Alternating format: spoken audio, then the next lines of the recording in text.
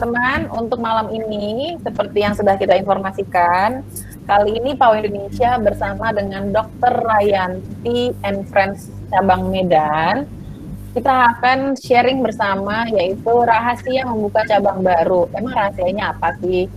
Mungkin nanti sambil ngobrol-ngobrol ya. Lalu kira-kira tantangan atau suka dukanya apa saja gitu ya, ini yang bisa dipertanyakan juga. Nah, saya ulangi kembali mungkin bagi teman-teman yang belum mengetahui, untuk aturan mengikuti webinar ini, semua mikrofon Anda mohon dimatikan atau di-mute, kamera agar lebih lancar tidak perlu dinyalakan, kemudian kirim saja pertanyaan di chat, kita senang sekali bila Anda ada pertanyaan, dan kita akan mencoba mengulasnya pada saat di tengah-tengah acara gitu ya. Nah, untuk koneksi yang lebih stabil, apabila sudah bergabung melalui browser tertentu, kami sarankan menggunakan browser Google Chrome. Nah, tak kenal maka tak sayang, ini saya saat rambutnya belum gondrong, karena masa pandemi. Sekarang sudah masa pandemi, saya sudah jadi penyanyi rocker nih ya, gonjes gitu. Jadi saya sebenarnya adalah co-founder dan Chief Marketing Officer di PAU Indonesia. Kebetulan memang sebenarnya passion saya dulunya itu adalah lulusan biologi IPB. Namun saya banting setir gitu ya. Kebetulan saya banting setir ke marketing. Kemudian dalam 10 sampai 12 tahun terakhir ini saya fokus di digital marketing dan B2B marketing. Dengan pengalaman manajemen bisnis yang sudah saya terapkan di berbagai korporasi dan berbagai industri. Nah, saat ini selama 2,5 tahun terakhir, saya sudah terjun membangun startup teknologi PAU Indonesia bersama dengan teman-teman di PAU Indonesia, gitu ya. Nah, agenda sharing hari ini sebenarnya tidak terlalu banyak, tapi kita berharap bahwa teman-teman bisa mendapatkan informasi baru atau tambahan informasi bagi mereka yang punya mimpi menjalankan bisnisnya atau bahkan menjalankan bisnis yang sekarang sudah ada, gitu ya. Jadi agenda yang pertama adalah berkenalan nih, siapa sih sebenarnya PAU Indonesia, lalu siapa itu Dr. Chris yang sekarang memegang Dr. Rayanti and Friends di cabang Medan, gitu kan. Kemudian bagaimana opportunity bisnisnya bisa tercetus di awal. Lalu agenda ketiga adalah proses persiapan, tentunya ini berbagai sumber daya. Keempat adalah tantangan membuka cabang baru, gitu kan. Dan yang kelima adalah tantangan di masa pandemi, karena tentunya cabangnya ternyata belum umur baru 1 tahun, tapi ternyata sudah kena pandemi, gitu ya, sama seperti kita semua. Nah, kenalan sedikit, PAU Indonesia adalah solusi pertama untuk pet business di Indonesia. Kami yang berbasis digital dan berbasis cloud. Nah, saat ini sistem kita bisa digunakan baik di pet clinic maupun pet shop, pet salon, dan pet hotel. Kalau misalnya ada yang ingin tahu lebih banyak lagi, sebenarnya PAU Indonesia itu menghadirkan sistem solusi manajemen berbasis digital dan berbasis cloud bernama PAUBIS, gitu ya. Kalau bisa dilihat, PAUBIS ini adalah suatu ekosistem dari berbagai sistem manajemen yang bisa digunakan baik di pet shop, klinik, hotel maupun salon. Jadi kalau ada teman-teman yang memang penasaran, bisa juga mengecek apa sih nih PAUBIS dari PAU Indonesia, gitu. Nah, PAUBIS sendiri adalah sistem berbasis cloud yang terintegrasi baik untuk kasir, customer, manajemen stok dan jasa, kinerja SDM, dan kemudian juga tentunya laporan bisnis, dan data yang dihasilkan pun bersifat real time. Jadi kalau misalnya ada karya anak bangsa, ini adalah salah satunya ya, karena kami bangun benar-benar dari nol oleh semua pendirinya adalah orang Indonesia untuk Indonesia.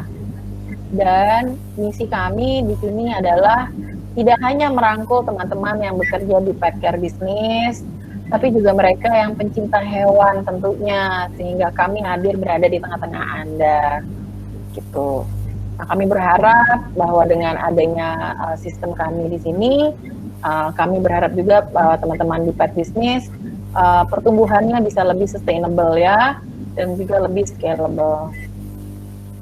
Saat ini kita sudah berada di, sebenarnya sudah lebih di 17 kota, dan sekarang sedang growing kurang lebih menjadi 19 sampai 20 kota.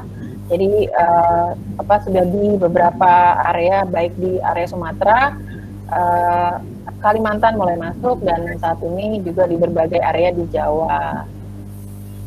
Nah, kalau bagi teman-teman yang ingin mengetahui Paubis lebih lanjut, jangan sungkan, silakan saja menghubungi ke salah satu dari channel kami di sebelah kanan, baik itu di Instagram, Facebook, WhatsApp, maupun email. Dan misalnya ada yang kurang jelas, atau mungkin hanya ingin mengikuti eventnya saja juga tidak apa-apa. Silakan kontak kami lebih lanjut ya. Nah, bintang kita malam ini adalah Dr. Chrysostomos Cesar, Dr. Chris panggilan akrabnya. Beliau adalah manajer klinik dari Dr. Rayanti and Friends di Medan, gitu ya. Ini beliau lagi berpose dengan Anabul karena sebenarnya ternyata cita-cita beliau itu menjadi dokter hewan sudah terinspirasi dari kecil. Hebat banget, padahal dulu saya waktu kecil ini cita-cita jadi presiden, cuma nggak kesampaian ya dok. Gitu. Nah, terus kemudian beliau juga terinspirasi dari kecil itu karena berbagai paparan dari lingkungan sekitarnya, yaitu dari majalah National Geographic, dan juga dari karena sering berada di sekitar tenaga kesehatan di lingkungan rumah sakit. Dr. Chris ini adalah lulusan dari Fakultas Kedokteran Hewan IPB. Kalau berarti kita sama-sama alumninya ya dok ya. Nah, namun beliau ini sudah lebih dari 8 tahun mengabdi di grup Dr. Rayanti and Friends. Beliau ini mulai praktik di cabang BSD dari awal lebih dari 8 tahun yang lalu sampai akhirnya Oktober tahun lalu dipercayakan membuka dan memimpin ya cabang di Medan, Sumatera Utara. Mungkin bagi teman-teman yang sekarang lagi berdomisili di Medan, silakan mengunjungi kliniknya, mungkin berkenalan langsung dengan beliau gitu ya. Lalu kalau misalnya ingin mengetahui lebih lanjut juga bisa menghubungi Dr. Chris maupun kliniknya di Instagram mereka di rayantivet.medan maupun telepon dan areanya juga. Nih, saya berikan mungkin 3 detik kesempatan kalau bagi teman-teman yang ingin screen capture atau screenshot boleh ya. 1, 2, 3. Oke. Ada sedikit alat harusnya di Boulevard Utara ya, bukan utama. Oh gitu. Oke. Koreksi sedikit ya teman-teman, gitu ya. Berarti di Boulevard Utara ya dok ya? Ya, Utara. Oke, mohon maaf sebelumnya. Nah, kita udah mulai nih dok ya, masuk ke agenda kedua malam ini. Adalah bagaimana sih ide itu tersebut hadir ya. Malam ini kita sudah bergabung 24 orang, atau mungkin 2.400.000 orang. Sudah bergabung bersama malam ini. Saya mau sebelum masuk ke agenda kedua, saya ingin menyapa lagi kepada teman-teman. Terima kasih, selamat datang, selamat bergabung. Malam Sabtu yang ada malah menimba ilmu bareng-bareng gitu ya, atau mendengarkan informasi baru terkait bisnis. Dan saya senang sekali bisa hadir di sini bersama Dr. Chris gitu ya. Oke. Lalu CEO kami, CEO dan founder kami Ibu Ena sudah hadir juga. Terima kasih Bu Ena. Nah, jadi ini kan awal ide tercetus nih dok ya. Sebelum saya lanjut ke yang berikutnya, saya cuma mau bertanya dulu nih.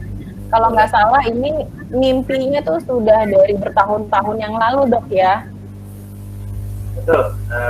Sebelumnya terima kasih kepada Bu Gita ya sudah memperkenalkan Paul ID di slide awal, dan saya juga terima kasih kepada Bu Ena karena sudah bekerjasama dan membentuk Paul ID ini kepada kami semua, dan kepada teman-teman mungkin kolega atau juga pet owner yang sudah mengikuti sesi ini. Mengucapkan terima kasih banyak dan mungkin ini lebih ke sharing ya nanti ya.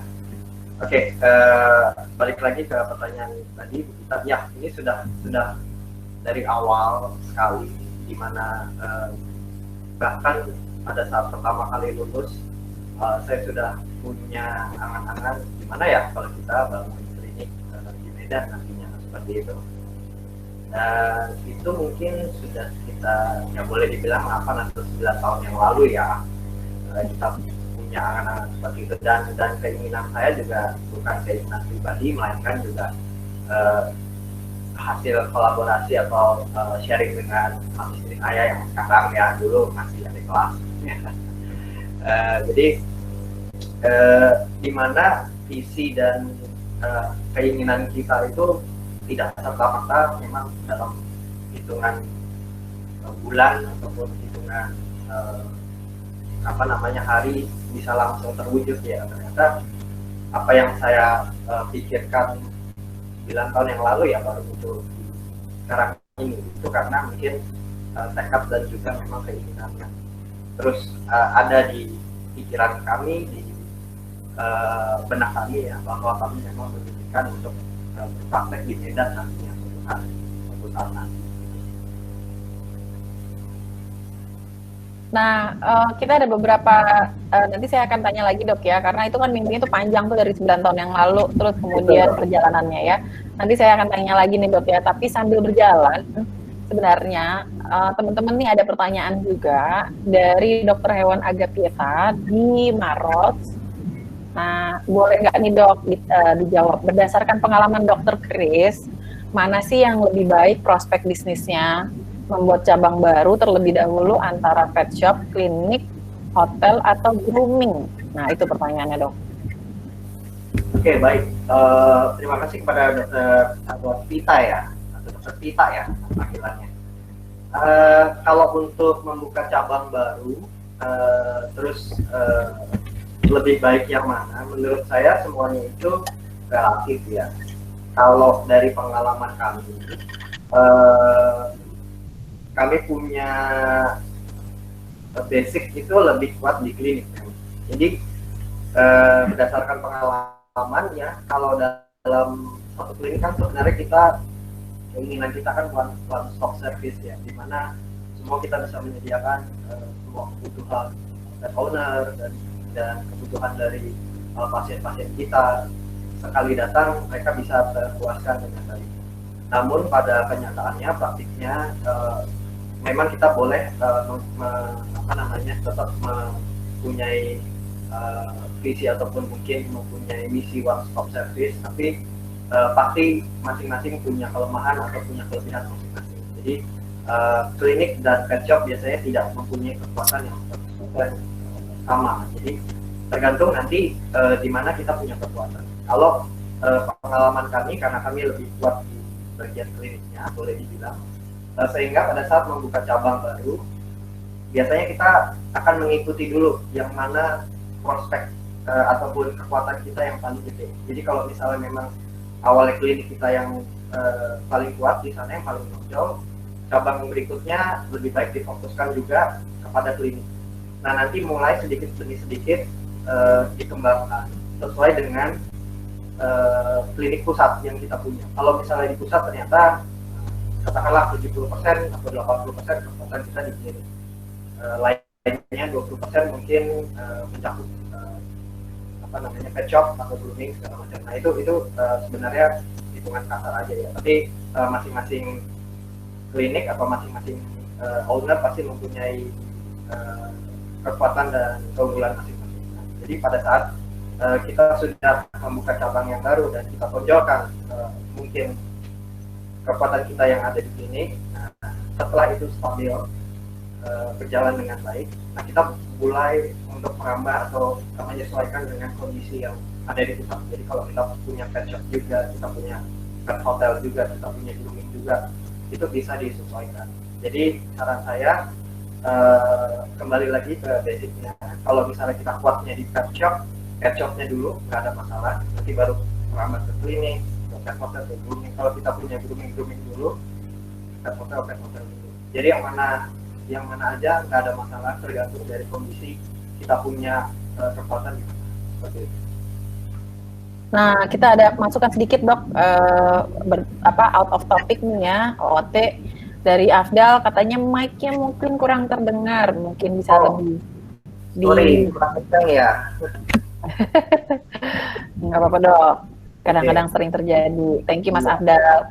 Saya setuju dengan Dokter Chris. Jadi sebenarnya salah satu menjalankan bisnis yang baik adalah teman-teman memahami sebenarnya inti bisnis atau core bisnis Anda itu ada di mana.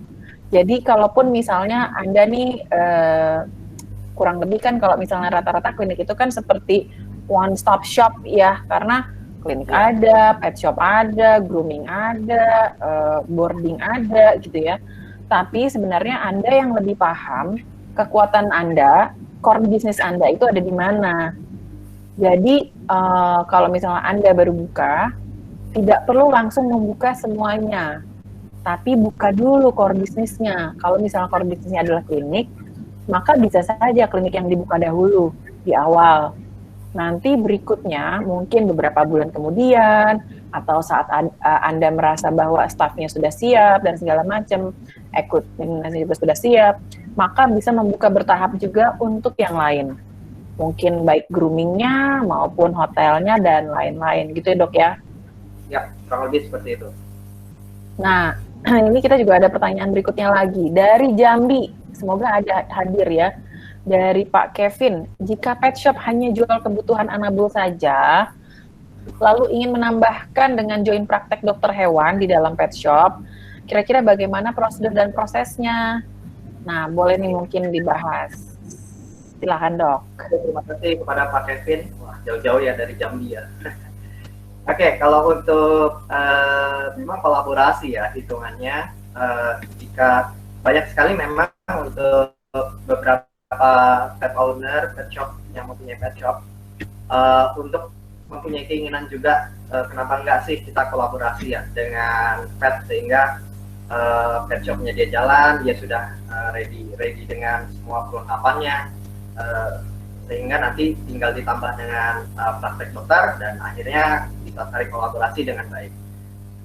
Kalau ini untuk prosedur dan prosesnya masing-masing berbeda. Biasanya kalau pengalaman saya pribadi, itu kita bisa mencari beberapa dokter yang memang mungkin saran saya memang jangan yang fresh graduate, karena fresh graduate biasanya masih mencari jati diri, kasarannya seperti itu. Jadi mereka masih harus menimba ilmu biasanya ya, karena pengalaman-pengalaman yang didapat secara teori sangat berbeda dengan pengalaman di lapangan atau secara prakteknya seperti itu. Jadi nanti bisa mungkin dicari dokter yang memang mempunyai visi atau keinginan yang tergerak di bagian pet shop juga, karena perkembangan sekarang luar biasa ya. Jadi untuk dokter hewan sebenarnya tidak hanya berfokus pada, kan momoknya adalah kita jadi dokter hewan, praktek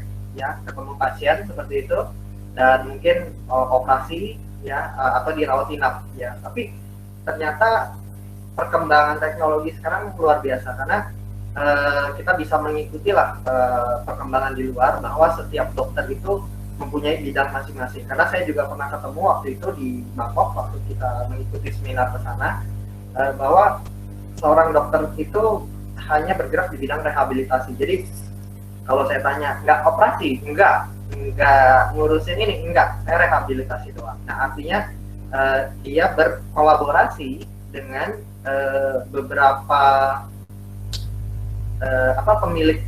pemilik peralatan kesehatan. Jadi seperti treadmill segala macam itu dia kolaborasi dengan pengusaha seperti itu. Jadi ini suatu hal yang boleh dibilang win-win solution sebenarnya. Nah, kembali lagi seperti kalau misalnya untuk pet shop, mungkin bisa dicari untuk progres dokter yang memang berkecimpung, mungkin mempunyai keinginan atau passion. Itu salah satunya adalah di dermatologi ya, karena kalau misalnya kita jadi dokter kulit sudah pasti kebanyakan kita akan merefer ataupun melakukan treatment pada hewan adalah grooming yang paling banyak.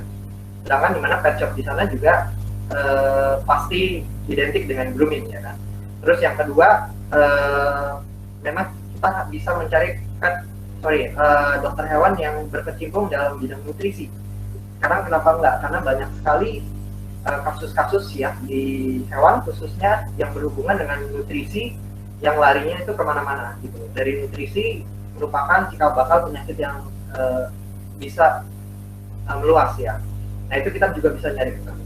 Jadi perlu dipertimbangkan untuk kerjasama dengan praktek dokter hewannya itu ke arah mana seperti itu. Dan memang nggak bisa semua kita cakup ya. Artinya adalah saya punya pet shop, saya mau ada join dengan dokter itu melakukan semuanya, mau mulai dari operasi, rotina sampai semuanya itu nggak bisa. Kita harus tahu kembali lagi kepada yang pertama, kita harus tahu gimana kekuatan kita seperti itu. Nah nanti akan berkembang di sana. Dan gunanya apa sih itu nanti di belakang ada koneksinya, nanti kita bisa saya ceritakan di bagian belakang ya, hubungannya apa sih kalau kita memfokuskan kepada kekuatan kita seperti itu. Dan untuk prosesnya waktu itu saya juga dulu sekali sebelum bergabung dengan klinik hewan Dr. Ajat yang Friends, saya pernah ditawarkan untuk bergabung dan prosesnya itu sistem bagi hasil ya waktu itu. Artinya adalah, tapi ini kembali lagi ya kepada pet shop dan bagaimana mereka melakukan dealnya ya, negosiasinya seperti apa itu kembali lagi, karena saya nggak bisa bilang saklek seperti ini gitu, karena kalau pengalaman saya waktu itu kita bagi hasil, bagi share obat-obatan dan juga tindakan dokter itu mas saya, tapi kalau misalnya ada segala macam saya harus refer ke bagian pet shop, mulai dari makanan, grooming ke. Nah mungkin untuk prosedur dan prosesnya berbagai macam, tapi intinya kurang lebih seperti itu. Thank you dok. Jadi saya kalau misalnya boleh summary sedikit dari jawaban Dr. Chris bagi teman-teman, mungkin jangan berpikir terlalu besar ya, bahwa saya ingin membuka praktek dokter hewan yang sebesar-besarnya, seluas-luasnya. Jadi pikirkan dulu apakah Anda mau mulai dulu dari yang kecil itu yang pertama, kemudian apakah Anda sanggup untuk mengambil spesialisasi. Nah tentu pastikan spesialisasinya itu selaras dengan jalan bisnis Anda yang sekarang, jalan pet shop Anda. Kalau ternyata jalan pet shop Anda lebih banyak terhadap pakan nutrisi, kemudian grooming, maka tadi saran dari Dr. Chris adalah mungkin merangkul teman-teman dokter hewan, gitu ya, bermitra dengan teman-teman dokter hewan yang memiliki spesialisasi di dalam bidang dermatologi, yaitu spesialisasi terhadap kulit, kemudian juga spesialisasi terhadap nutrisi, karena nanti bisa mengarahkan kepada nutrisi pakan yang dijual juga, gitu ya. Jadi bisa dilihat ke sana. Kemudian kalau misalnya mau dikembangkan lagi, apakah bisa ke misalnya arah secara umum saja, mau generalisasi, atau mau ada spesialisasi khusus sampai rehabilitasi dan lain-lain, gitu ya. Itu tentunya tidak hanya dilihat dari dana, tapi juga dilihat dari arah fokus bisnis Anda yang sekarang. Pet shop-nya kurang lebih arahnya kemana, gitu ya. Dan satu hal lagi, sebaiknya merangkul teman-teman yang mungkin sudah punya pengalaman. Karena untuk teman-teman yang baru lulus, pasti masih lebih banyak belajarnya, gitu ya. Dan sistem prosesnya sendiri, misalnya proses untuk mengajak bergabung dan lain-lain, pasti banyak ya. Ada yang cuma sekedar gaji, ada juga yang gaji plus komisi, ada juga misalnya bagi hasil, gitu ya. Itu tergantung seberapa signifikan kontribusi besaran ukuran bisnis yang dikontribusikan dari klinik terhadap keseluruhan bisnis pet shop tersebut, gitu. Nah, satu lagi saya juga mau memberitahukan bahwa nanti kita di slide tertentu sebenarnya juga akan memberitahukan apa sih yang menarik orang untuk mungkin bisa bergabung bersama kita, menjadi tim kita, menjadi staff kita, dan lain-lain, gitu ya. Nah, kita ada pertanyaan berikutnya nih, Dok. Jadi dari Nganjuk, dari Emerald Pet Care. Ini semua hubungannya dengan membangun bisnis baru ya. Jadi yang pertanyaannya adalah apakah jika membuka cabang baru yang masih dalam satu kota, apakah sebaiknya namanya tetap sama atau berbeda? Karena sekarang mereka sudah punya nama gitu. Nah, mungkin Dok Kris bisa kasih sedikit insight nih, Dok. Oke, terima kasih kepada Mbak Anggun. Kalau misalnya untuk nama, nah ini balik lagi ya, ini juga kadang relatif ya. Karena saya punya ada partner sih ya, mungkin lebih disebut teman aja sih ya. Nah dia punya pet care di tempat yang sama, di satu kota yang sama di Tangerang. Jadi dan juga beberapa kolega banyak sih ya sebenarnya. Jadi kalau untuk nama ada yang boleh menggunakan yang nama yang sama. Itu dimaksudkan supaya mempermudah sebenarnya yang mempermudah untuk klien. Yang kedua mempermudah meluaskan dalam arti kata brand kita. Jadi kita udah nggak capek-capek ya untuk mencari memperluas brand kita gitu. Jadi kalau kita punya toko A terus kita punya toko B kan kadang orang belum tentu tahu nih toko B ini ternyata anak cabang dari toko A seperti itu ya. Jadi kalau misalnya masih di satu kota memang lebih enak menggunakan nama yang sama. Cuman kalau menggunakan nama yang sama sudah pasti tapi balik lagi sih ya, kalau di kami karena menggunakan nama yang sama sudah pasti semua sistem, semua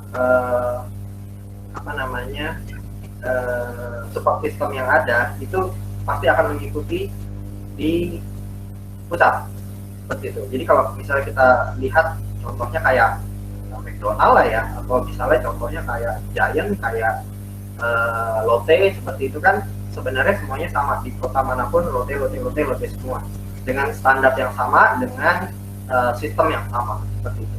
Nah kalau misalnya beda nama nggak ada masalah juga karena ingin mengembangkan ceritanya seperti itu ya. Ini kita misalnya punya Kitty Ketchup contohnya seperti itu. Nah terus kita mau di sini adalah Kitten Ketchup seperti itulah contohnya. Nah ini bedanya di mana mungkin kita harus mengembangkan perbedaan kalau bisa ya, karena balik lagi kita mau punya banyak cabang itu dengan sistem yang sama kah, atau kita mau punya banyak cabang dengan variatif yang beraneka ragam gitu. Karena kan ada yang kalau stop di satu tempat aja kayaknya susah nih kalau misalnya kita bagi-bagi yang di A mungkin fokus ke sini, yang di B mungkin fokus ke sini. Nah, kalau punya satu nama misalnya contoh klinik Rajanti ya kan, terus mau membuat klinik Rajanti lagi tapi dengan ini yang berbeda, dengan pelayanan yang berbeda, itu harus ditambah embel-embel. Misalnya klinik Rajanti and Friends yang pertama, yang kedua mau fokus di kulit, klinik Rajanti and Friends dermatologi misalnya seperti itu.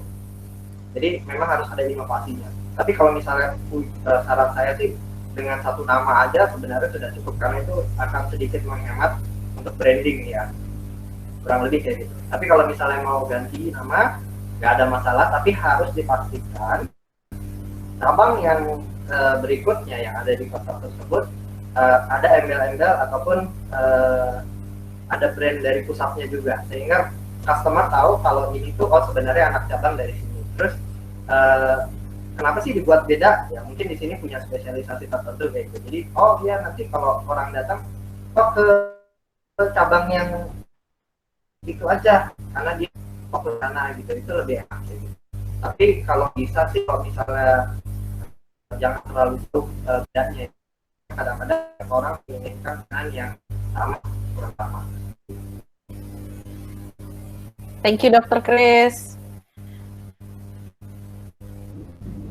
Mungkin sinyal agak terganggu ya dok ya.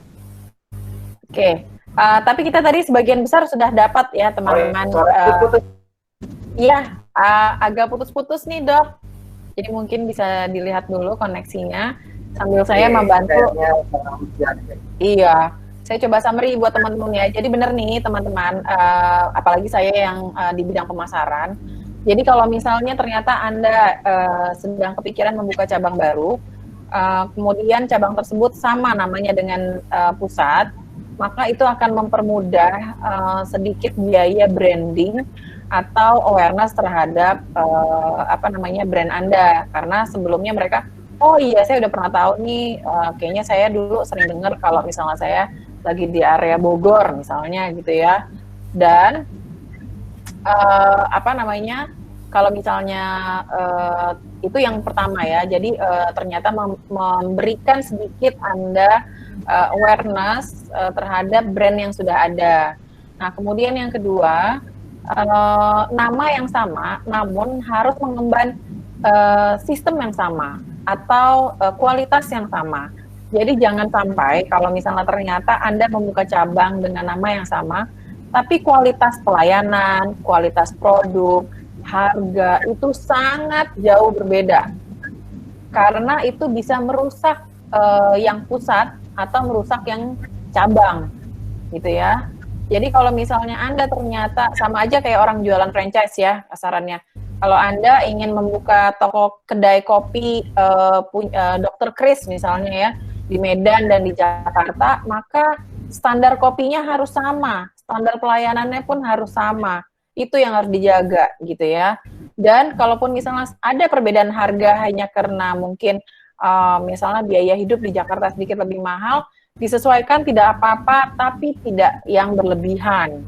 Nah, itu salah satunya kalau misalnya memang namanya sama ya. Kalau namanya berbeda, biasanya digunakan untuk teman-teman yang punya diferensiasi terhadap penawarannya. Jadi contoh tadi adalah ada sedikit embel-embel, misalnya terfokus pada dermatologinya saja. Atau sepenuhnya berbeda namanya, karena ternyata Anda menyasar segmen premium kali ini cabangnya. Sebelumnya pusat itu menyasar segmen yang kelas menengah. Lalu cabang menyasar segmen premium. Nah, biasanya untuk yang kelas target pasarnya sangat berbeda, maka itu tidak bisa disamakan namanya. Gitu ya. Karena berbagai studi kasus memperlihatkan bahwa kalau misalnya Anda memiliki standar kualitas premium, tapi di cabang lainnya dengan nama yang sama Anda memberikan jasa standar kualitas yang untuk kelas menengah ke bawah, itu biasanya akan merusak cabang premium Anda. Gitu. Jadi biasanya dibedakan. Ini berlaku kok untuk di seluruh dunia, untuk berbagai brand ya.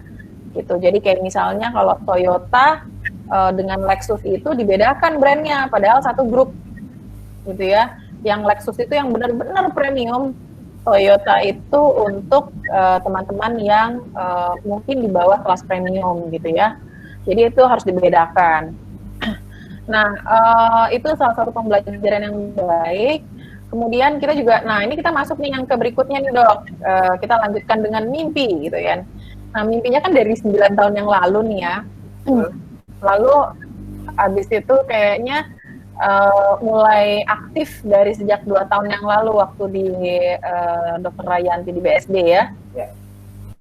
Nah, itu kurang lebih apa sih namanya, boleh diceritain nggak dok ke teman-teman pada saat itu kenapa kok mimpinya masih ingin terbangun gitu? Mungkin bisa diceritakan melihat bisnis opportunity di sana. Oke, suara saya jelas Bu? Jelas dok. Ya. Baik, jadi pada awalnya seperti yang dikatakan, mimpi saya memang sudah ada di 9 tahun yang lalu, kami ya sebenarnya. Dan waktu itu sempat kita terpupus lah dalam arti kata untuk mimpinya itu, karena kami juga tidak lain tidak bukan menyadari bahwa kita butuh pengalaman dulu untuk itu. Ya, tidak hanya pengalaman, pastinya modal. Sehingga alangkah baiknya kita memupuk ilmu dulu ya, dan mencari modal di area yang mana memang gudang ilmu itu sangat. Dan kebetulan di Jakarta saya mendarat di klinik dokter hewan Rajati, dan juga istri saya kurang lebih setahun kemudian menyusul bergabung dengan kami di klinik dokter Rajati. Dan memang kami sangat beruntung di sini. Kenapa? Karena dokter Rajati mempunyai, kalau saya boleh bilang, mempunyai sistem pembelajaran yang sedikit berbeda, bukan sedikit sih, lumayan berbeda dari klinik-klinik yang pernah saya temui dan pernah saya ikuti. Dimana untuk sistem pembelajarannya jumlah pasiennya cukup banyak ya. Mungkin karena dokter Rajati sudah terkenal sejak awal, sejak 20 tahun yang lalu berpraktek sebelum membangun klinik dokter hewan Rajati yang sekarang, sehingga untuk klien dan case cukup banyak. Namun di samping itu, untuk minat dan bakat memang masing-masing kami boleh eksplor. Mungkin klien juga itu kami boleh eksplor, dan memang kami upayakan begitu cepat. Artinya adalah mungkin di beberapa klinik ada yang sangat lambat untuk dipercayakan untuk berpraktek di depan, tapi di klinik dokter hewan Rajati Advance dikembalikan kepada diri kita masing-masing, apakah kita siap atau tidak. Jadi kembali ke diri kita yang mempunyai mentalitas apakah kita memang mampu atau tidak, mentalitas pemenang seperti itu. Artinya kalau saya mau cepat praktik di depan ya saya harus cepat membuktikan bahwa saya bisa. Artinya adalah skill dan juga soft skill, mungkin hard skill kita harus latih, dan itu kita harus sadari. Karena begitu kita sendiri yang melatih, begitu kita sendiri yang menunjukkan, hasil itu akan lebih jauh berbeda ketimbang kalau orang menunjuk kita seperti itu. Karena kita tahu sendiri kelemahan dan kelebihan yang kita punyai, sehingga kita bisa mengukur batasan-batasan di mana ini bisa kita lakukan, ini tidak bisa kita lakukan, sehingga itu akan memberikan dampak atau effort yang sangat luar biasa.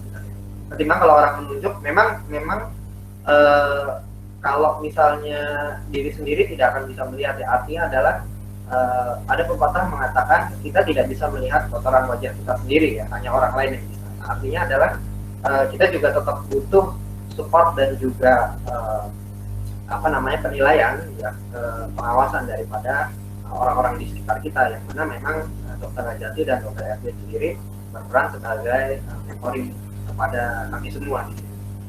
Nah lalu singkat cerita, karena terlalu asik dan kita diberikan kontrak juga 5 tahun,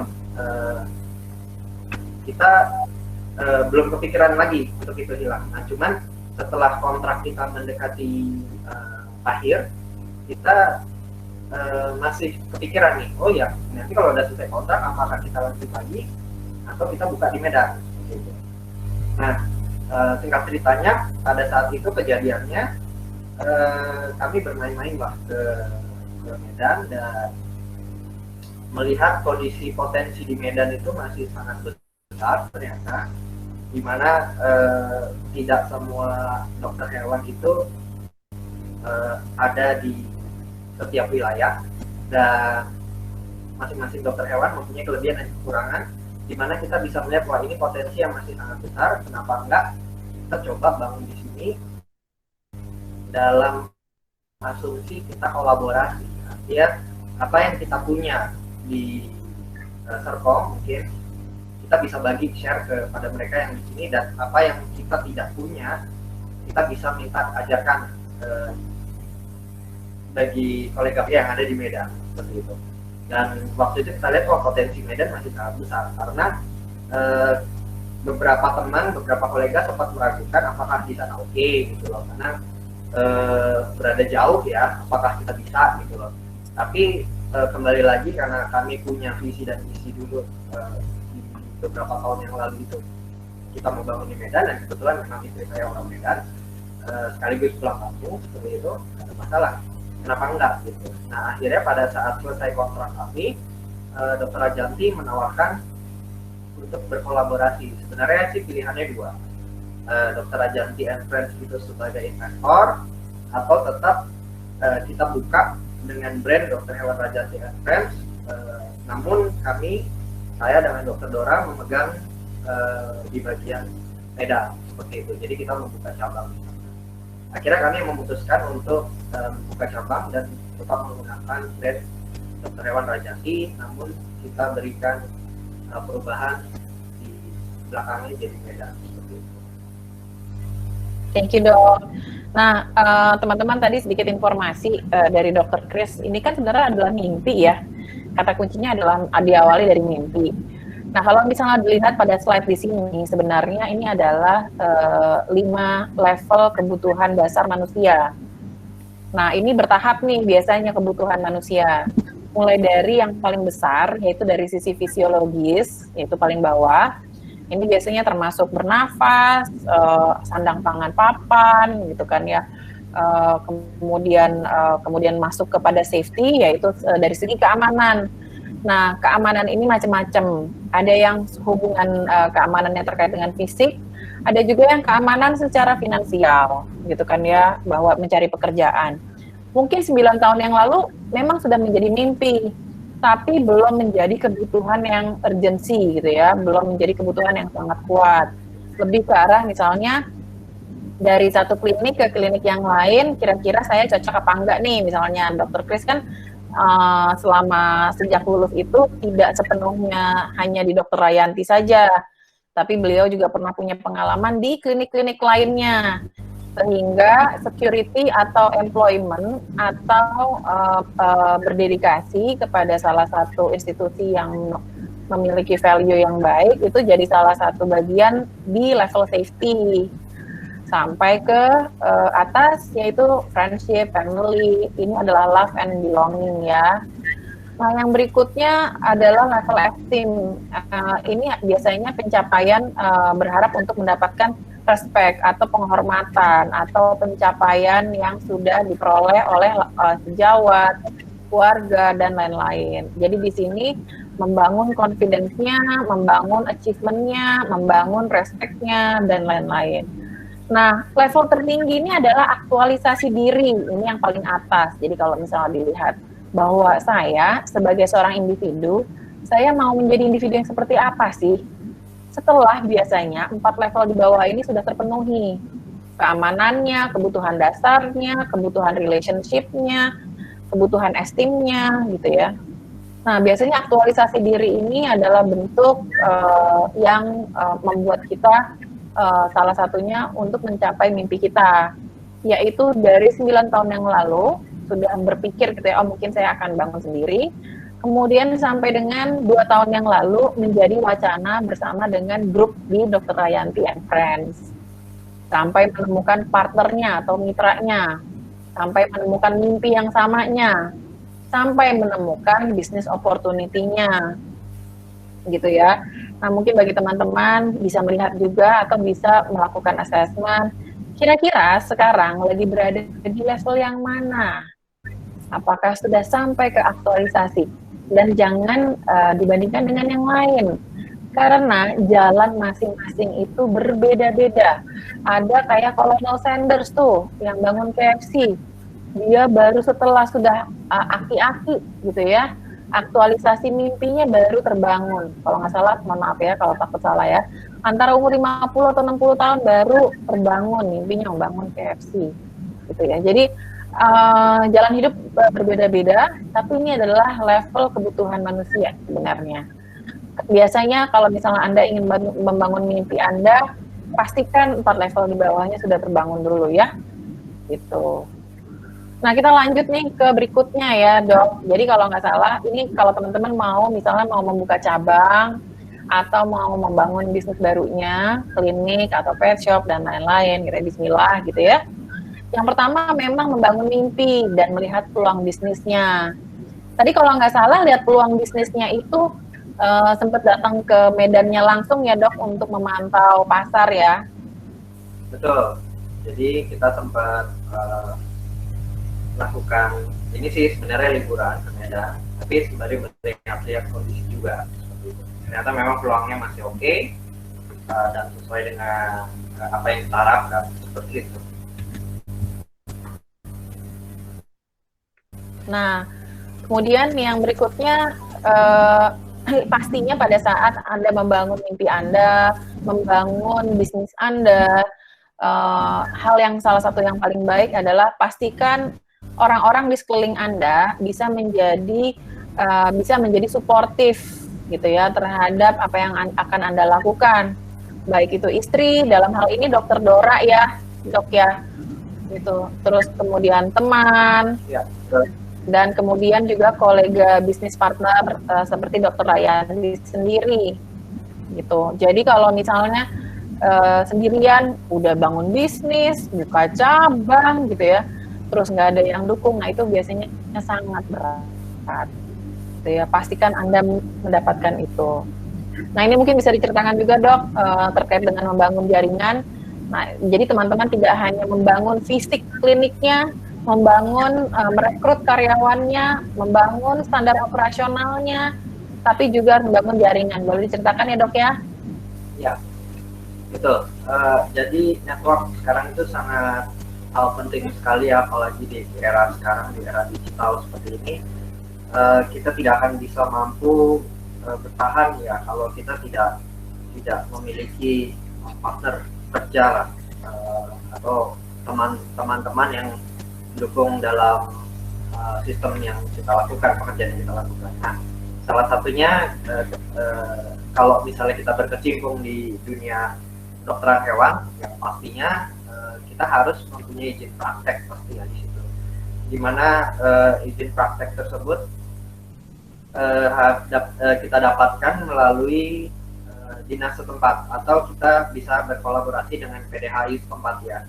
Karena di setiap daerah pasti PDHI itu mempunyai cabang-cabang yang siap membantu kita dalam melaksanakan atau memenuhi kebutuhan kita, terutama dalam segi izin praktek. Nah, untuk aktualisasinya itu berbeda-beda, tergantung dari kebijakan masing-masing dinas setempat. Namun ada baiknya kita sebagai praktisi selalu dapat mampu berkecimpung atau bernaung dalam satu kesatuan organisasi, karena kita dokter hewan sudah pasti kita di PDHI, di mana di situ banyak sekali kolega-kolega yang bisa kita minta bantuan, minta informasi dan segala macam, sehingga network kita juga semakin luas. Lalu untuk sharing ilmu ke sesama sejawat, saya punya moto, ilmu akan abadi jika kita berbagi. Kalau ilmu tidak dibagi, ilmu pasti akan mati. Artinya adalah kita nggak usah takut. Luar biasa. Ya, mungkin ada beberapa orang ya yang punya pemikiran kalau saya bagi ilmu saya, dia pintar, nanti dia pergi atau dia nanti buka usaha sendiri, jadi kompetitor saya, terus ya seperti itulah, dan seterusnya. Namun kita nggak usah takut, karena pemikiran kita yang seperti itu, maka hasilnya adalah ya kitanya juga yang akan jadi seperti itu gitu. Kalau misalnya pemikiran kita saling berbagi untuk ilmu, artinya adalah kita menambah satu bantuan. Artinya kalau satu orang yang kita bisa ajarkan dan satu orang ini bisa ajarkan ke dua orang lainnya, artinya kita mempunyai 3 orang yang siap membantu kita.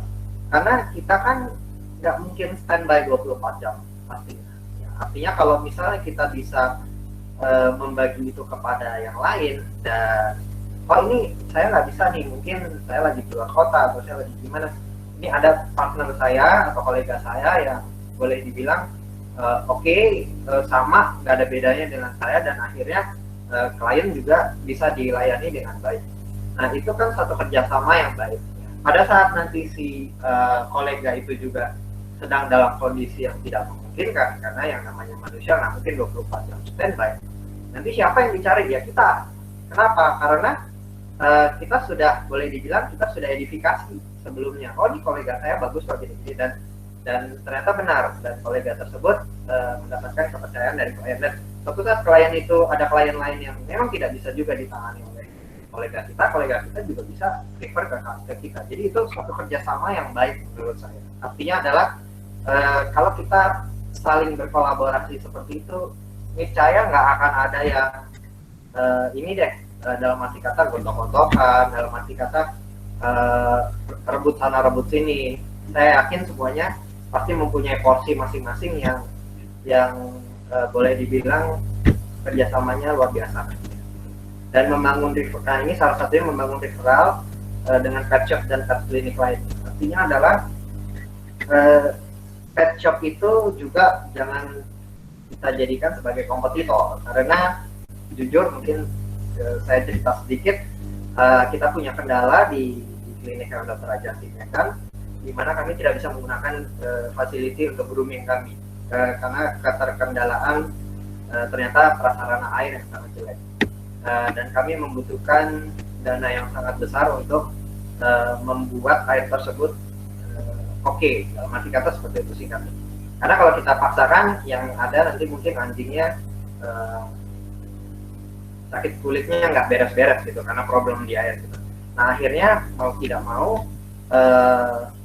kita kebetulan saya mempunyai klien itu dia punya pet shop ya, dan kita bisa kerjasama dengan pet shop tersebut ya. Mungkin pada akhirnya nanti kita akan punya grooming juga, tapi nggak ada masalah karena grooming yang kami lakukan adalah grooming sebatas treatment. Sedangkan nantinya kalau misalnya grooming yang biasa, mungkin kita bisa refer kepada pet shop yang memang sudah jadi langganan kita, dan pet shop tersebut akhirnya loyal ke kita. Kenapa? Karena setiap kali ada beberapa klien yang datang ke pet shop tersebut, oh ke klinik ini aja karena ini klinik langganan saya, ini klinik kolega saya, seperti itu. Jadi itu suatu kerjasama yang baik, dan pada saat kondisi-kondisi yang memang mengharuskan dia untuk treatment, mandi segala macam, kita bisa refer juga kepada pet shop ataupun pet clinic lainnya yang memang mempunyai fasilitas seperti itu.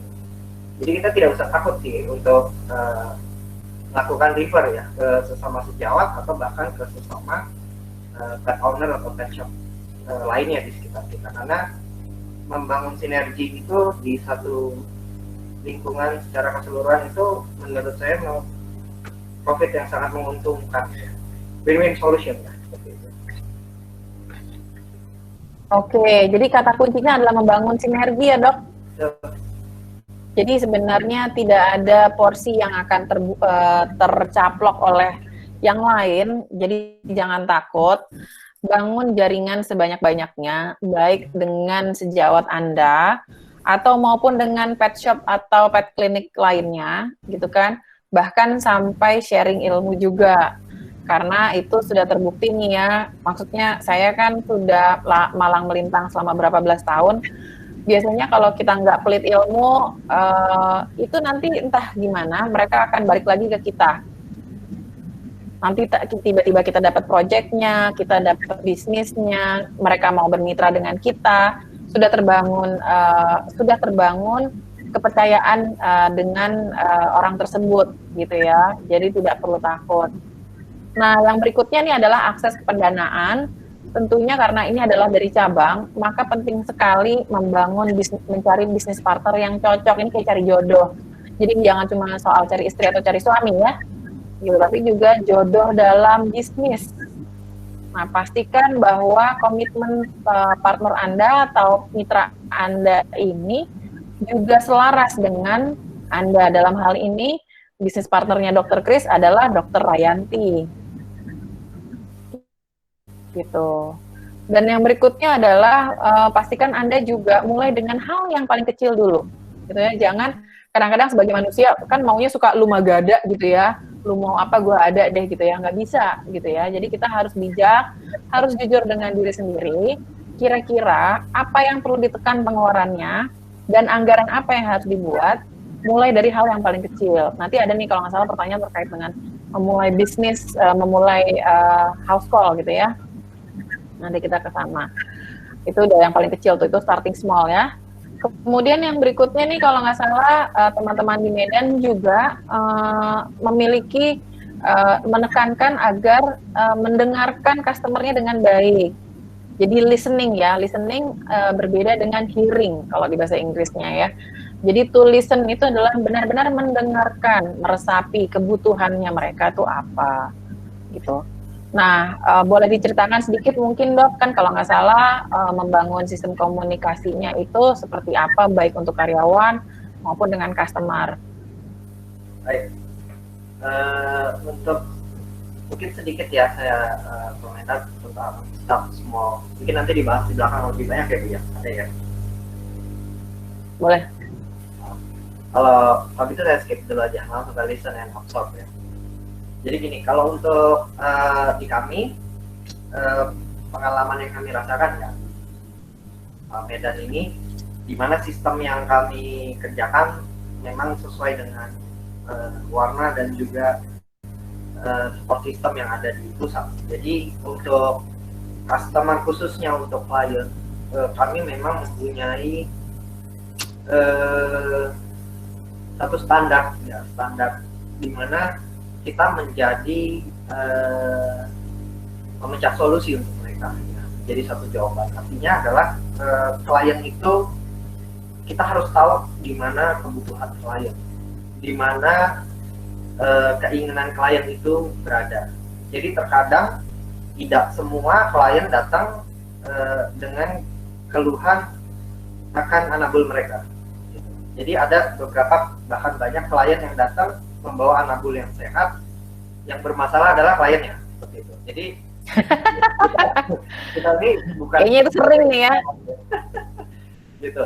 Nah, cuman di mana disitulah seninya ya, di mana kita sebagai dokter hewan bisa menyentuh atau memperbaiki hati yang memang juga bermasalah. Artinya adalah yang sakit itu bukan anjingnya, karena yang sakit itu perasaan ownernya. Nah, itu kita bisa salurkan melalui tindak lanjut yang kita lakukan terhadap hewannya juga. Namun sebelum itu kita bisa masuk, kita harus benar-benar mendengarkan apa sih kebutuhan klien, baik secara memang medis pasiennya atau non medis yang memang sampai tidak ada hubungannya dengan klien.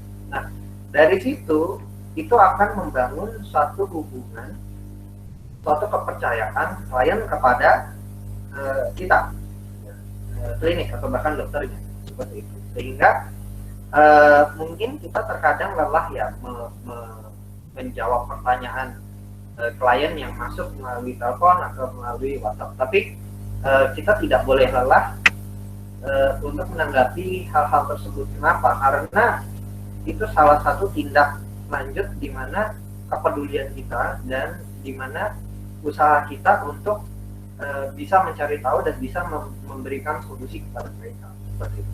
Sama seperti karyawan, terkadang memang kita harus mendengarkan apa sih yang dibutuhkan karyawan, sehingga karena tidak lain tidak bukan kita bisa bekerja dengan baik kalau karyawan kita juga bisa bekerja dengan baik. Artinya kalau karyawan kita tidak bisa bekerja dengan baik atau kita tidak mempunyai karyawan ataupun orang yang dapat membantu kita juga susah, dikerjanya jadi setengah-setengah. Artinya kita mau fokus ke sini nggak bisa karena ada hal yang harus kita fokuskan lagi ke tempat lain.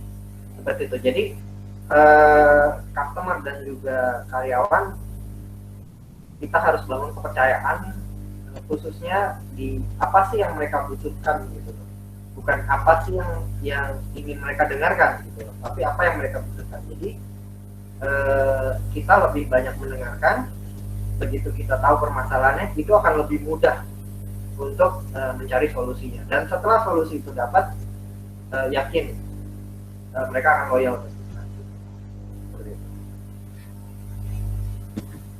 Untuk kebutuhan karyawan dan customer ini, jadi bagi teman-teman, apalagi teman-teman yang sebenarnya lebih banyak di jasa klinik bukan di pet shop, jasa apapun bentuknya, sebenarnya yang harus dipastikan adalah kepercayaan yang terbangun. Jadi tadi Dr. Chris sempat mention terkait dengan kepercayaan. Nah, apabila kepercayaan itu sudah terbangun atau trust gitu ya, itu biasanya akan lebih mudah untuk retain mereka atau retensi customer ini menjadi lebih loyal terhadap kita. Itu jadi mata uangnya itu untuk ke jasa adalah kepercayaan. Sekalinya hilang itu biasanya untuk perolehannya akan jauh lebih sulit lagi, gitu ya. Nah, ini yang paling penting. Berikutnya adalah pemasaran yang baik tentunya. Nah, ini nanti berhubungan dengan pertanyaan dari Pak Fauzin nih ya, tapi sedikit share dulu. Jadi pada saat Dokter Rayanti Medan ini sudah mau buka, sebenarnya sudah ada tuh menyebar ke kolega-kolega ya dok ya. Ya, mungkin betul. Bisa diceritakan sedikit ya. Betul.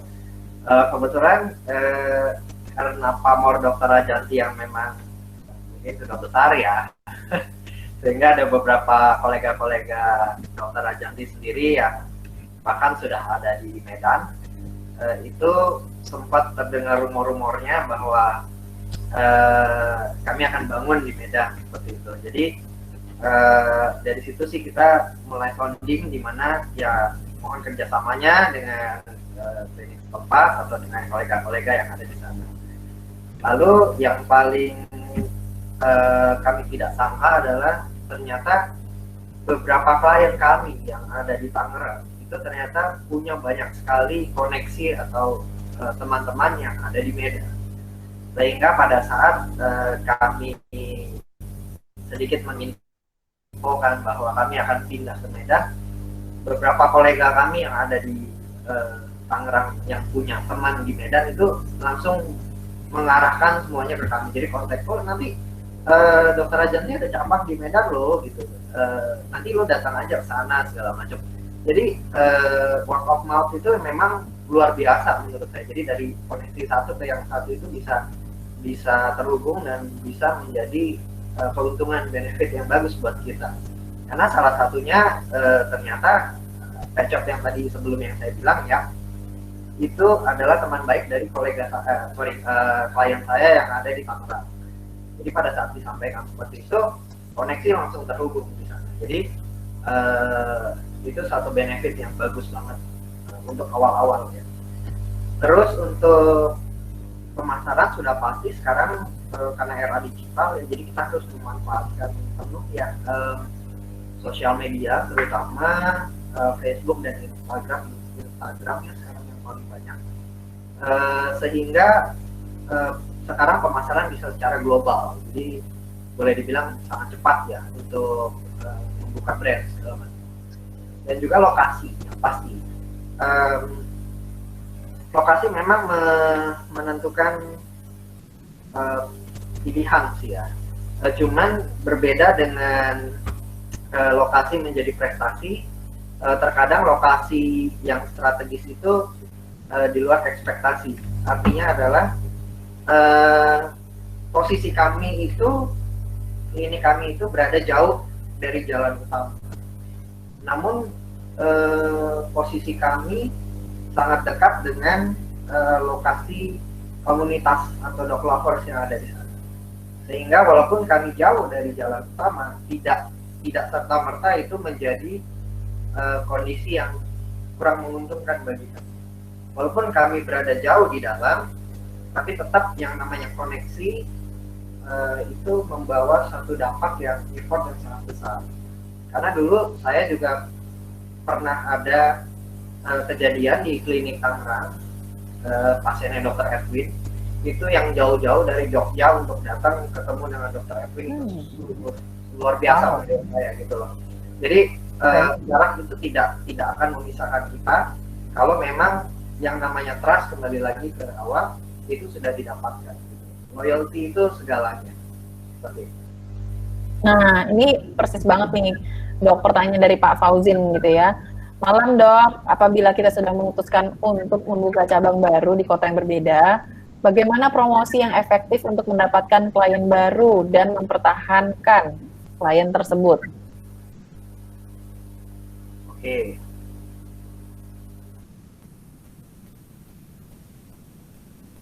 Oke, untuk promosi kembali lagi itu bisa dilakukan memang banyak hal ya untuk sekarang. Bisa memang melalui media sosial, bisa melalui secara konvensional, flyer, brosur segala macam. Tapi memang kalau menurut saya nanti ada kalau nggak salah slide yang di belakang ya. Itu pertama pastikan kalau misalnya kita punya klien-klien yang loyal di tempat kita dan mungkin mereka mempunyai teman, mempunyai sahabat atau mempunyai kenalan yang ada di luar kota atau di tempat di mana kita mau membangun bisnis tersebut, ya mungkin itu pet shop, mungkin itu klinik, kita bisa minta pertolongan mereka untuk tidak oh dong nih gua mau bangun nih nanti di sana kayak gitu. Nanti kalau misalnya punya teman punya apa, boleh datang aja ke tempat gue kayak gitu. Nah, jadi kita paling tidak mencakup teman-teman ataupun klien-klien kita yang loyal dulu di sana. Jadi nanti udah pasti kan kalau klien itu loyal dan trust sama kita, begitu dia cerita ke temannya yang ada di kota di tempat yang kita mau bangun, udah pasti paling tidak 80% sudah percaya. Nah nanti setelah sudah mendapatkan klien baru tersebut, nah bagaimana cara kita supaya dalam arti kata mengunci klien tersebut supaya loyal dengan kita, yaitu kita tunjukkan bahwa cabang yang baru itu mempunyai kualifikasi atau mempunyai standar qualified yang sama dengan yang di pusat, sehingga apa yang nanti kolega kita yang ada di pusat ceritakan kepada teman-temannya yang ada di daerah cabang yang kita buka itu merasakan hal yang sama. Oh ya benar, ternyata yang diceritain teman saya bahwa nanti cabang di sini ada buka, nanti kita ke sana, itu oke gitu standarnya. Jadi dari situ aja kita sudah bisa membangun, boleh dibilang promosi yang sangat efektif sekali. Betul, setuju. Jadi kalau misalnya teman-teman, tadi Pak Fauzin, saya tekankan sedikit ya, kan ada informasi dari Dr. Kris itu tidak hanya mengoptimalkan media sosial, tapi juga mengoptimalkan referral. Nah, referral ini tidak hanya membangun referral dengan klinik atau pet shop lainnya, tapi juga membangun referral dari klien yang sudah ada atau customer yang sudah ada. Jadi maksudnya seperti apa? Apabila Anda memiliki customer yang puas, maka biasanya itu akan lebih mudah penyebaran informasi terhadap oke, ini ada cabang baru, kualitas pelayanannya oke sekali, dan itu biasanya akan lebih mudah mendapatkan klien baru tersebut, dan harapannya mungkin mendapatkan klien yang loyal juga gitu ya. Jadi referral tidak hanya dibangun dengan sejawat, tapi referral juga dibangun dengan klien yang sudah ada sekarang gitu ya. Start small, tidak apa-apa gitu ya. Oke, kita mulai yang berikutnya juga nih, teman-teman boleh dilihat. Ada 6 alasan utama bisnis baru itu gagal. Ini tolong diperhatikan juga. Jadi rata-rata bahwa kita kadang-kadang tidak melakukan riset pasar. Jadi tidak mengetahui potensi bisnis. Tadi yang sudah diketahui, Dr. Kris dan Dr. Rayanti sudah mengamati Medan dari sejak berapa tahun yang lalu. Kemudian beliau, Dr. Kris datang langsung pada saat liburan gitu ya untuk mengamati bagaimana potensi pasar di Medan. Dan lakukan sendiri di riset pasar tersebut, apakah sebenarnya mereka membutuhkan produk atau layanan Anda.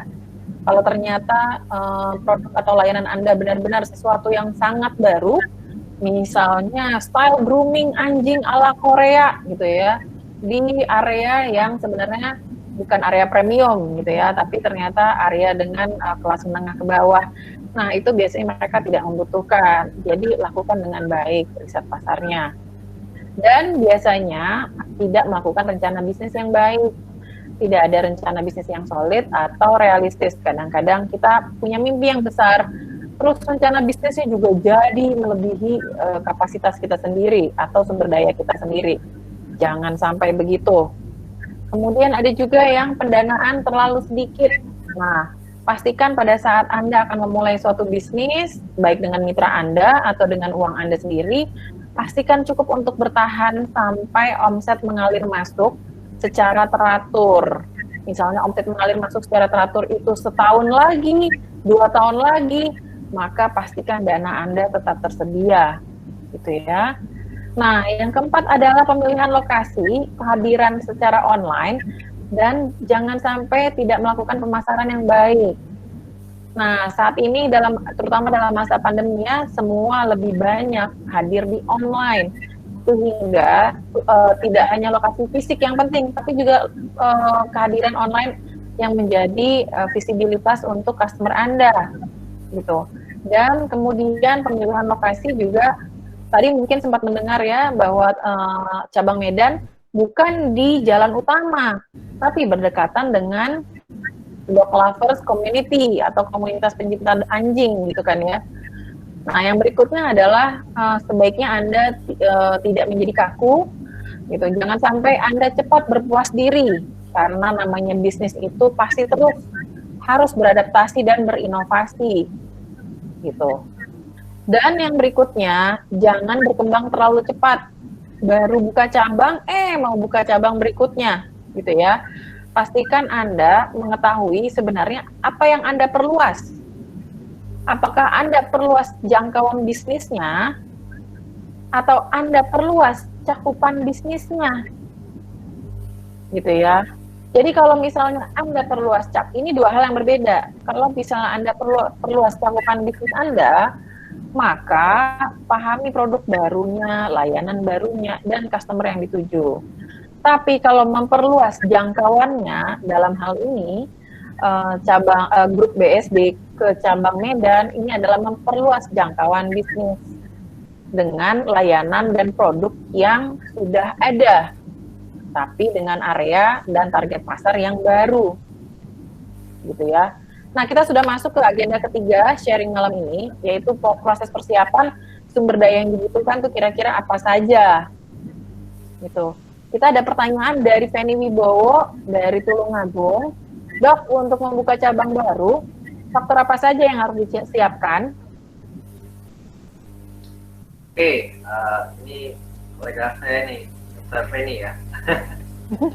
Oke, untuk membuka cabang baru, faktor-faktor yang harus dipersiapkan yang sudah pasti yang kita bahas semula ya, lokasi, target pasarnya seperti apa, modal, dan juga kita punya visinya, misinya seperti apa.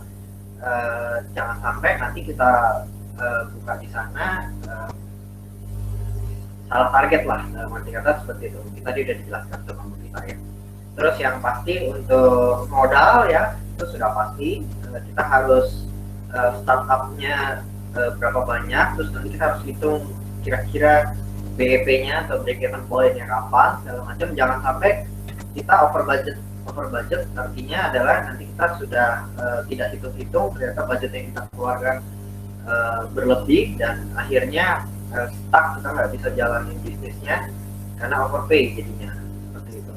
Nah terus yang pasti adalah kelengkapan dasar yang harus kita cukupi, seperti yang paling basic itu adalah nanti izin praktek ya, dokter hewannya. Terus nanti apakah nanti kita memilih dia tempatnya itu sewa dulu atau kita mau langsung bangun di sana. Nah itu dua hal yang berbeda. Nah kalau sewa dulu kan nanti ruko yang kita tuju seperti apa, apakah harus nanti direnovasi segala macam.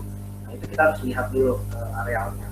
Dan kalau misalnya kita mau bangun dari nol, artinya kan kita harus di MB segala macam, harus diurus dengan baik seperti itu. Dan yang pasti terakhir adalah legalitas hukum yang di sana ya. Jadi seperti kita harus mulai PDHI, dinas segala macam, itu kita harus pastikan semua izin-izin yang kita lakukan itu sudah lengkap sehingga kita bisa aman dalam melakukan praktek kita. Dan juga tidak lain tidak bukan harus punya koneksi juga ya kepada kolega-kolega di tempat yang akan kita tuju. Jangan sampai nanti kedatangan kita membawa arti yang berbeda untuk mereka seperti itu. Nah, bagi teman-teman yang memang pertanyaannya sama, pantau sampai akhir karena kita ada slide khusus dari awal sampai akhir persiapan teman-teman Dr. Rayanti and Friends ini dan Dr. Chris dan Dr. Rayanti sendiri itu seperti apa untuk membuka cabang di Medan ya. Oke, kita lanjut nih ke berikutnya. kita sebenarnya ada pertanyaan ya. Kadang-kadang teman-teman itu pada saat mau membuka bisnis baru, mau membuka cabang baru, lebih baik itu saya sewa gedung, atau membeli gedung, atau bangun sendiri. Ini kan kadang-kadang jadi pertanyaan yang sangat membingungkan ya. Gitu. Tapi dalam kondisi saat ini, mungkin Dok Kris bisa share dulu sedikit sebelum saya jump in ya Dok ya. Silakan Dok. Untuk ini ya, klinik kita ya, kita share klinik kita aja. Jadi untuk klinik Medan kebetulan kita melakukan sewa gedung. Kita nggak beli gedung dulu. Kenapa? Karena Dr. Rajanti dan tim melihat bahwa potensi pasar sudah ada, tapi kita tetap harus menjajaki dulu. Jangan sampai seperti yang saya bilang kita salah target nanti. Kita sudah keluarkan banyak biaya, misalnya untuk beli tanah atau bangun dari awal, ternyata target market kita tidak sesuai dengan yang kita harapkan, sehingga kami melakukan penyewaan gedung dulu selama 5 tahun untuk menjajaki dan melihat sampai sejauh mana di tahun pertama, kedua, dan ketiga sampai kelima perkembangan pangsa pasar yang kita lakukan ini bisa membawa perubahan sejauh mana. Kalau nantinya memang arahannya bagus, semakin oke, kenapa enggak kita membeli tanah atau membangun sendiri klinik yang nanti akan kita kelola, karena hitung-hitung sewa gedung kan takutnya setiap tahunnya bisa berubah segala macam. Jadi untuk menghindari kondisi seperti itu. Namun di awal mula kita lakukan penyewaan gedung untuk melihat, menjajaki bagaimana pangsa pasar yang ada di Medan ini. Cuman yang uniknya ternyata penyewaan gedung yang ada di Medan ini berbeda dengan yang selama ini saya tahu ya di Jakarta. Karena kalau di Jakarta kita ketemu ruko, gedungnya sudah ada, lantai sudah ada, semua sudah ada, tinggal mungkin kita mau tambahin segalanya, posisi segala macam udah enak. Tapi kalau di sini kita mulai dari nol, bahkan gedungnya gedung aja di belum diaki sama sekali, jadi dia cuma di semen biasa, lantai belum ada, WC juga belum ada. Nanti kita membangun semuanya ini dari nol, dari nol. Itu yang pengalaman kami yang luar biasa sih sebenarnya ya di sini gitu. Nah, itu nanti kita akan masuk ke slide berikutnya teman-teman terkait dengan sewa gedung ini. Jadi jangan pukul rata, mungkin sewa gedung di Medan dengan Jakarta itu sama, tapi ternyata sangat berbeda. Nah, sedikit informasi dari saya terkait dengan kapan Anda perlu menyewa atau kapan Anda perlu membeli suatu gedung, gitu kan ya. Nah, ini adalah dua hal yang berbeda kalau di akuntansi atau dari sisi finansial. Dalam masa krisis seperti ini, sangat disarankan sebenarnya Anda tidak membeli suatu aset yang besar. Aset yang besar ini adalah seperti membeli gedung. Kenapa?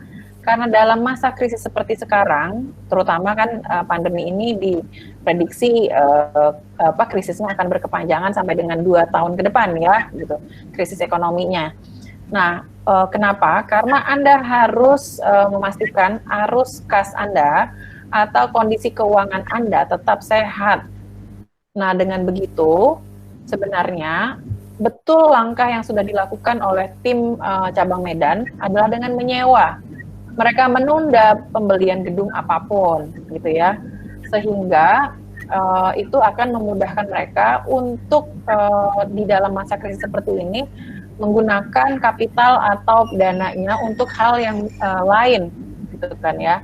Jadi sangat disarankan menunda atau membatalkan pembelian aset untuk modal tetap atau biasanya kita sebutnya capital expenditure atau capex ya teman-teman. Nah ini juga biasanya berlaku untuk equipment yang nilai modalnya itu sangat besar, gitu ya. Apakah jadi pertimbangan nih, apakah misalnya seperti mobil lebih baik beli atau sewa, atau alat lab itu lebih baik beli atau sewa, gitu kan ya. dan lain-lain gitu ya. Jadi pastikan Anda sangat bijak untuk kondisi keuangan dalam masa krisis seperti ini. Nah, dari teman-teman di cabang Medan, salah satu komponen terbesar dalam biaya itu ada 4 hal. Nah, ini yang harus Anda amati juga pada saat Anda membangun bisnis Anda, gitu ya. Kira-kira komponen bisnis apa, komponen biaya apa yang paling besar, gitu ya. Nah, itu yang menjadi apa sih namanya pertimbangan. Jangan sampai misalnya tadi kalau kata Dokter Kris, jangan sampai over budget, gitu ya. Tapi tentunya ini menjadi tantangan. Nanti ada pertanyaan terkait dengan suka duka, gitu ya. Nanti boleh di-share. Nah, yang pertama adalah renovasi. Nah, ini boleh diceritain sedikit nggak nih dok renovasinya? Karena kan berjalannya selama 2 tahun terakhir ya dok kalau nggak salah. Betul 2 tahun. Agak tersendat memang. Jadi untuk renovasi ini, karena kembali lagi kami cukup kaget ya ternyata gedung yang kami akan sewa kita harus perbaiki mulai dari nol ya. Sehingga itu yang jadi perhitungan kita karena kita harus keluar ekstra ya di sana untuk renovasi, sehingga yang kita punya planning berjalan lebih cepat ternyata tersendat di sana ya, karena kita harus mulai lagi dari nol. Nah setelah itu mitra kontraktor betul di sana yang uniknya kami sudah melakukan satu perjanjian dengan kontraktor yang akan membangun mulai dari nol, dan itu sudah hitam di atas putih ya, kita sudah melakukan perjanjian. Namun di tengah-tengah perjanjian tersebut kontraktornya angkat tangan dan hilang karena merasa tidak mampu. Cuman kan kalau memang tidak mampu dari kami yang dari awal yang kita tidak sesuai perjanjian ya oke lah, karena kan bukan kami kan yang menentukan seberapa jumlah budget yang memang harus kami bayarkan. Nah tapi kan ini dari kontraktornya sendiri menyanggupi, oke sekian ya kita deal. Namun di tengah jalan ternyata di luar dugaan kontraktor itu tidak menyelesaikan tugasnya dengan baik, akhirnya tersendat di sana. Pembangunan sempat berhenti dan terpaksa kami melakukan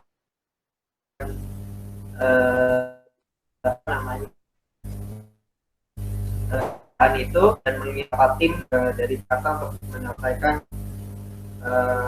pembangunan yang tertunda tersebut. Jadi boleh dibilang ya kurang lebih 2 tahun kondisi kita sedikit hambat ya untuk itu. Nah, namun ya puji Tuhan sih semuanya berjalan dengan baik dan akhirnya bisa diselesaikan walaupun belum optimal, tapi sembari berjalan kita bisa menggunakan gedung itu dengan baik dan sampai sekarang sudah berjalan hampir setahun sih. So far oke, cuman nantinya kalau misalnya kita bisa, memang ada beberapa hal yang tetap harus kita perbaiki karena belum 100% optimal, boleh dibilang sudah 90%. Tinggal 5%-nya lagi sedikit kita perbaiki seperti itu. Nah, untuk teman-teman yang memang merasa tersandung dalam membangun mimpinya, ini jangan takut karena ini ternyata sandungan juga nih buat cabang Medan ya terkait dengan mitra kontraktornya. Kalau di PAU sendiri sebenarnya salah satu sandungannya waktu itu kita pernah kebanjiran kantor. Oke.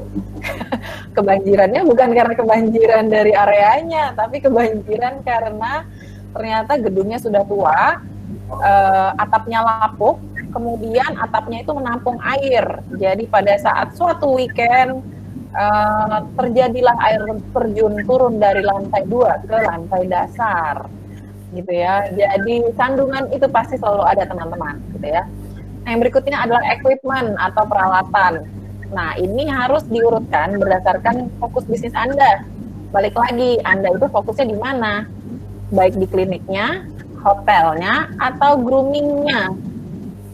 Nah, dalam hal ini tentunya tadi kalau misalnya sudah mendengarkan Dokter Kris, grooming itu bukan berafiliasi ya, maksudnya menjadi poin rujukan juga kepada pet shop lainnya. Jadi fokus equipment-nya lebih ke arah klinik ya dok ya? Betul, ke arah klinik. Khususnya ke arah bagian operasi kan. Oke. Nah, yang berikutnya adalah komponen terbesar. Nah ini nggak sama ya teman-teman. Jadi kalau misalnya Anda mau buka cabang baru atau mau buka bisnis baru, komponen biaya terbesar itu bisa saja berbeda-beda. Tapi ini yang dialami oleh Medan gitu ya. Yang ketiga adalah inventory barang gitu ya. Dalam hal ini memang pemilihan barang yang tepat untuk pasar di Medan menjadi hal yang penting. Dan di sini mereka perlu mengatur distribusinya dengan grup. Bagaimana pengaturannya, bagaimana pengadaannya, dan kemudian barang apa saja yang menjadi kebutuhan utama gitu. Dan yang berikutnya, komponen keempat adalah keamanan dan kebersihan. Mungkin kelihatannya sepele loh, tapi dalam lingkungan di mana Anda berada, bisa saja ini menjadi salah satu biaya besar, gitu ya. Karena ternyata keamanannya di daerah tersebut sangat sangat terjaga. Kemudian juga kebersihannya juga harus sangat terjaga, gitu ya. Karena lokasinya ternyata area premium misalnya, atau mendekati area yang dimana kebutuhan keamanannya jauh lebih tinggi dan lain-lain. Gitu. Jadi tidak hanya mengetahui lokasi, tapi juga komponen biaya dalam pemilihan lokasi di situ terkait dengan salah satunya keamanan dan kebersihan. Gitu ya. Nah ini kita ada pertanyaan juga, again dari Dr. Feni, koleganya Dr. Chris ya. Kemudian ada dari Dr. Aryo. Nah, ini dari Metropet Cibubur. Bagaimana memilih kriteria lokasi yang cocok untuk klinik cabang, dok? Oke, memilih kriteria yang lokasi yang cocok ya. Nah, ini sebenarnya relatif ya. Kembali lagi sih masing-masing. Kalau basicnya sih sebenarnya kalau misalnya untuk klinik rata-rata apa yang dibawa dari klinik tersebut, jadi brand apa yang dibawa. Kalau misalnya ada beberapa kolega yang punya kliniknya exotic animal, ada juga yang memang fokus di dermatologi, ada juga yang fokus memang di bagian hanya konsultasi atau segala macam. Nah itu kita harus melihat areal yang kita pilih itu atau areal yang dimana kita akan buka itu apakah memang cocok. Contohnya misalnya kita buka di areal dog lovers yang sekarang kita memang tepati, namun brand kita adalah exotic animal, jadi kan nggak kena target ya. Artinya mungkin kita bisa lakukan pemeriksaan pada hewan-hewan tersebut, pada animal lovers, misalnya dog lovers segala macam, tapi brand kita yang kita mau tonjolkan justru malah tidak tersampaikan dengan baik seperti itu. Jadi kita juga harus melihat apakah memang areal yang kita tuju itu sesuai dengan brand kita. Tapi memang saya yakin teman-teman sejawat punya brand itu boleh dibilang umum ya, general. Jadi untuk perawatan seperti anjing kucing, penanganan seperti anjing kucing itu sudah sangat hal yang lumrah seperti itu. Dan yang selanjutnya yang harus kita ketahui adalah area tersebut ini juga penting ya. Apakah memang kelasnya menengah ke bawah atau menengah ke atas? Karena perlakuan ataupun treatment yang kita berikan kepada mereka itu berbeda. Boleh dibilang ada kelas premium, ada juga mungkin kelas yang medium. Nah itu kita memberikan perlakuan itu sedikit berbeda karena satu kelas premium itu mungkin bisa mengcover 5 kelas medium lainnya seperti itu. Jadi kita mesti lihat areal yang kita tuju itu seperti apa. Karena kalau misalnya kita memberikan brand kita adalah brand yang premium, sedangkan kita berada di lokasi yang mungkin medium ke bawah, itu mungkin nggak kena. Jadi orang kadang berpikir 2 kali untuk datang ke klinik kita. Aduh, kalau ke sana biayanya mahal, atau mungkin perlu butuh seperti apa segala macam, jadi nggak out of target gitu loh, seperti itu. Jadi kita memang harus lihat dulu kriteria lokasi itu sesuai nggak dengan kita punya brand, kita punya pelayanan. Wah, thank you dok. Betul tuh teman-teman. Kayaknya nih kalau untuk urusan pemasaran, apa namanya, Dok Kris sudah jago nih ya. Nah, kita ada pertanyaan dari Pak Fauzin. Tadi terkait dengan equipment, kapan yang tepat bagi kita yang fokus berbisnis di usaha klinik untuk berinvest ke peralatan atau instrumen yang lebih lengkap, Dok? Oh, oke. Bagus nih. Jadi terpaut dengan tempo waktu ya. Memang ini satu hal yang saya alami juga sih sebenarnya Ibu, teman-teman dan juga kolega sekalian, di mana kita masih menggebu-gebu ya, mungkin karena equipment atau peralatan di pusat itu sudah sedemikian lengkap, sehingga kalau misalnya ada kasus-kasus tertentu kita siap untuk melakukan penanganan. Namun karena di tempat yang baru ini kan tidak lengkap ya, artinya belum semua bisa distandarisasi sesuai dengan pusat, terkait dengan mungkin dana salah satunya, dan juga pastinya kasus. Dan saya pribadi sih luar biasanya sebenarnya kasus di sini cukup banyak yang bisa kita tangani. Namun kami terbentur dengan boleh dibilang karena baru buka tahun ini, kita juga harus balik lagi, kita harus menyadari kondisi dimana seperti yang tadi slide sebelumnya sudah dibilang, start small dulu. Untungnya memang kita punya mentor atau punya orang-orang yang bisa ngarahin kita ya, karena kalau semuanya menuruti ego kami, kita maunya ini, semuanya harus terpenuhi seperti itu. Tapi kita tidak melihat situasi kondisi sekarang, apakah itu diperlukan, apakah itu nanti ya jadi over budget atau segala macam. Nah itu kita nggak lihat karena kita lebih fokus ke case. Nah itu mesti start slow, walaupun kasus yang kita tangani memang banyak yang sebenarnya kita bisa tangani kalau ada alatnya, tapi kita nggak perlu buru-buru.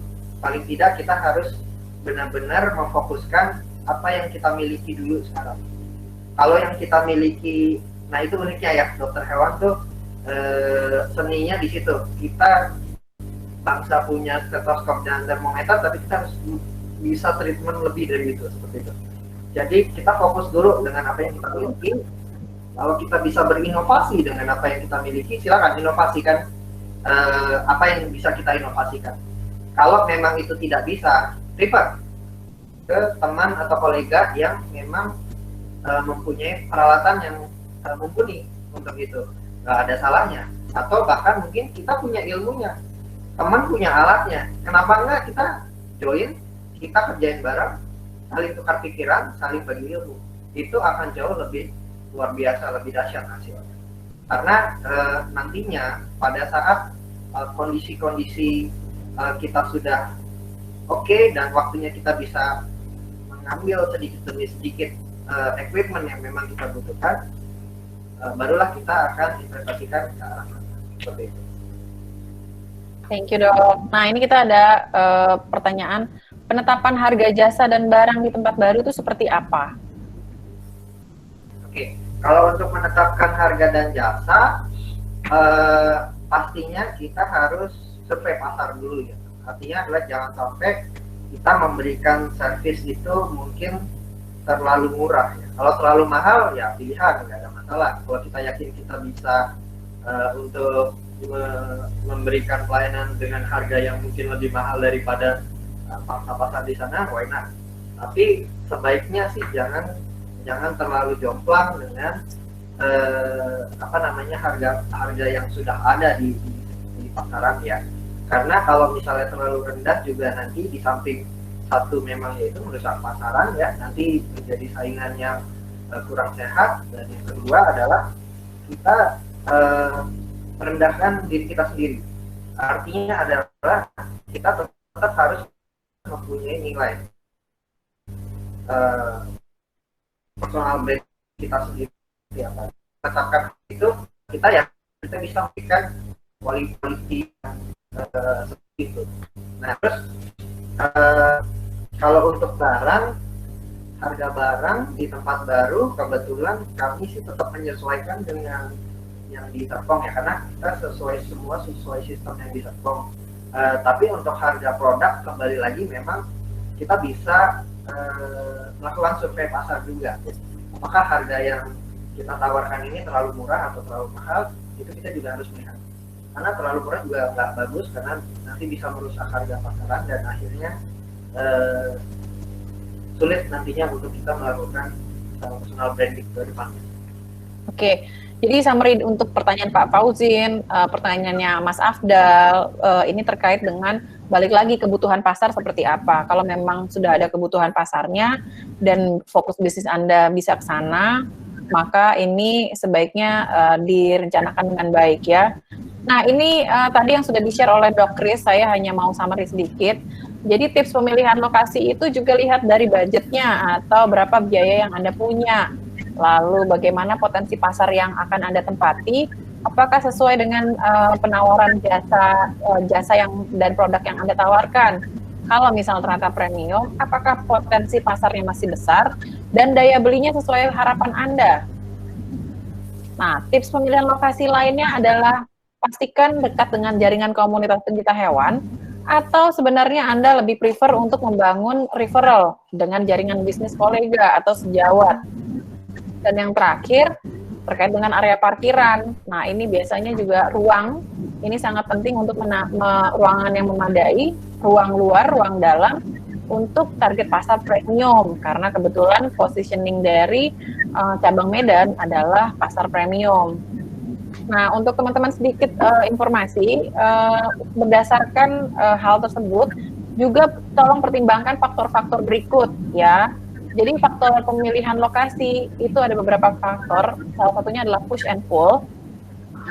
Dan di mana push and pull ini adalah ternyata faktor yang menjauhkan bisnis dari suatu lokasi atau malah menarik bisnis.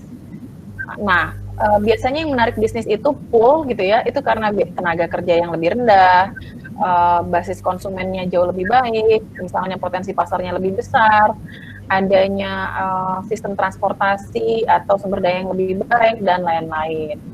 Faktor berikutnya tentunya adalah customer dan komunitas. Faktor lainnya adalah kompetitor, apakah terlalu berdekatan, atau bahkan dengan adanya kompetitor di situ, menarik kelompok target customer untuk datang ke area Anda. Dan balik lagi tadi untuk parkiran, faktor area dan ruang. Pertimbangkan aksesibilitas, bagaimana regulasi setempat, kemudian fasilitasi, dan lain-lain. Gitu ya. Nah, kita masuk ke agenda yang keempat, yaitu tantangan membuka cabang baru. Ini kalau ada pertanyaan dari Dokter Hewan Elsha, dari Birun, jauh sekali. Bagaimana memulai praktik dokter hewan di rumah? Mungkin bisa kita agak sedikit singkat ya dok ya, karena mendekati jam 9. Oke, untuk memulai praktek dokter hewan di rumah, mungkin kalau bagi nanti ada kolega yang lebih berpengalaman silakan. Tapi saya kebetulan pernah juga ya berpraktek di mana di tempat dokter hewan yang kolega yang memang membuka juga di sini di rumah. Memulai praktek hewan di rumah, menurut saya positif negatif ya, karena positifnya ya kita bisa mungkin bukan 24 jam, oke. Kalau misalnya memang siap untuk itu. Tapi kalau misalnya negatifnya, karena kompleks perumahan biasanya suara bising dan kita nggak bisa expand kepada mungkin rawat inap segala macam atau penyelidikan, karena biasanya kompleks perumahan punya kondisi yang sangat sangat ketat ya, suara segala macam bising ya, sangat mengganggu. Nanti kita juga banyak dikomplain untuk itu, jadi agak sedikit sulit ya. Kalaupun kita misalnya mau berpraktek di rumah, mungkin ada beberapa hal yang saran saya untuk tidak dilakukan, yaitu salah satunya rawat inap agak sulit ya. Tapi bisa kita kali kalau memang untuk kondisi tetap hunting dan tidak mengganggu tetangga, oke, nggak ada masalah.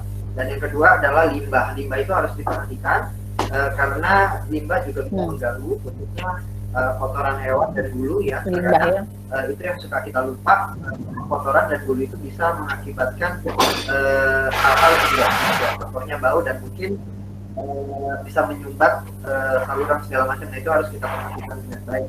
Bagaimana akses pembuangan limbah itu bisa kita tangani.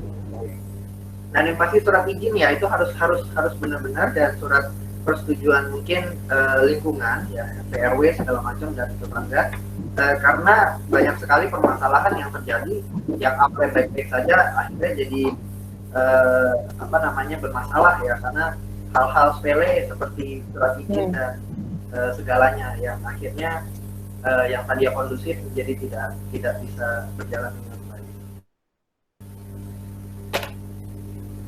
Oke, bagus sekali itu ya, surat izin dan lain-lain ya. Nah, ini yang berikutnya adalah bagaimana untuk merekrut dokter atau staf. Ini ada analisis dasarnya. Coba mungkin boleh diceritakan dari Dokter Hewan Sugeng.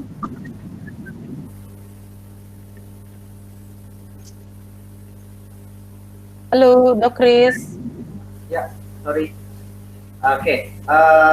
Nah, sebenarnya untuk analisis dasar merekrut dokter atau staf, kita harus melihat pastinya adalah, kalau saya balik lagi ya ke klinik hewan Dr. Ajati, di mana kita mempunyai satu program di mana kalau misalnya kita punya minat dan bakat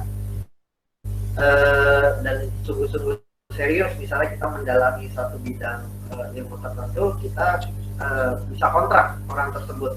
Artinya adalah kita bisa safety dulu orangnya, kalau misalnya memang dia qualified dan memang menginginkan, seperti yang awal saya bilang ya, kalau misalnya dia sudah merasa yakin dengan dirinya sendiri untuk bisa berpraktek, apalagi kalau dia punya visi dan misi, saya pengen fokus kepada bidang tertentu, kita bisa ikat mereka dengan kontrak. Nah, dengan kontrak tersebut kita juga bisa lebih mendekati diri ya, personality ke dia, yang pada akhirnya nanti kalau misalnya kondisinya sangat nyaman, kenapa tidak dia akan loyal ke kita gitu.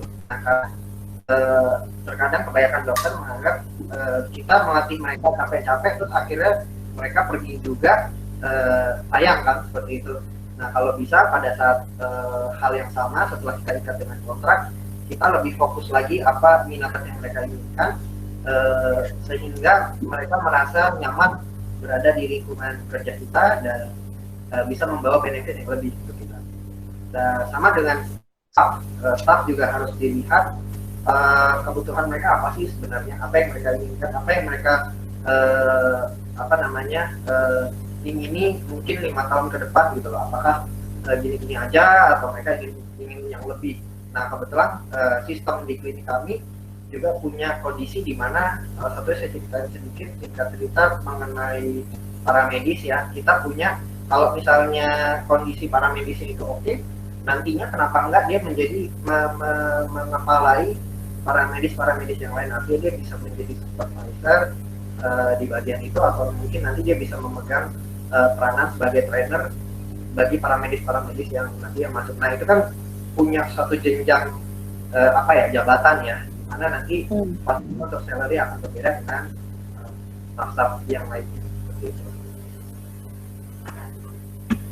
Nah, untuk mendukung informasi dari Dokter Kris tadi, teman-teman mungkin bisa melihat juga kompensasi apa yang mereka inginkan sebenarnya untuk menjadi dokter atau staf di tempat kita.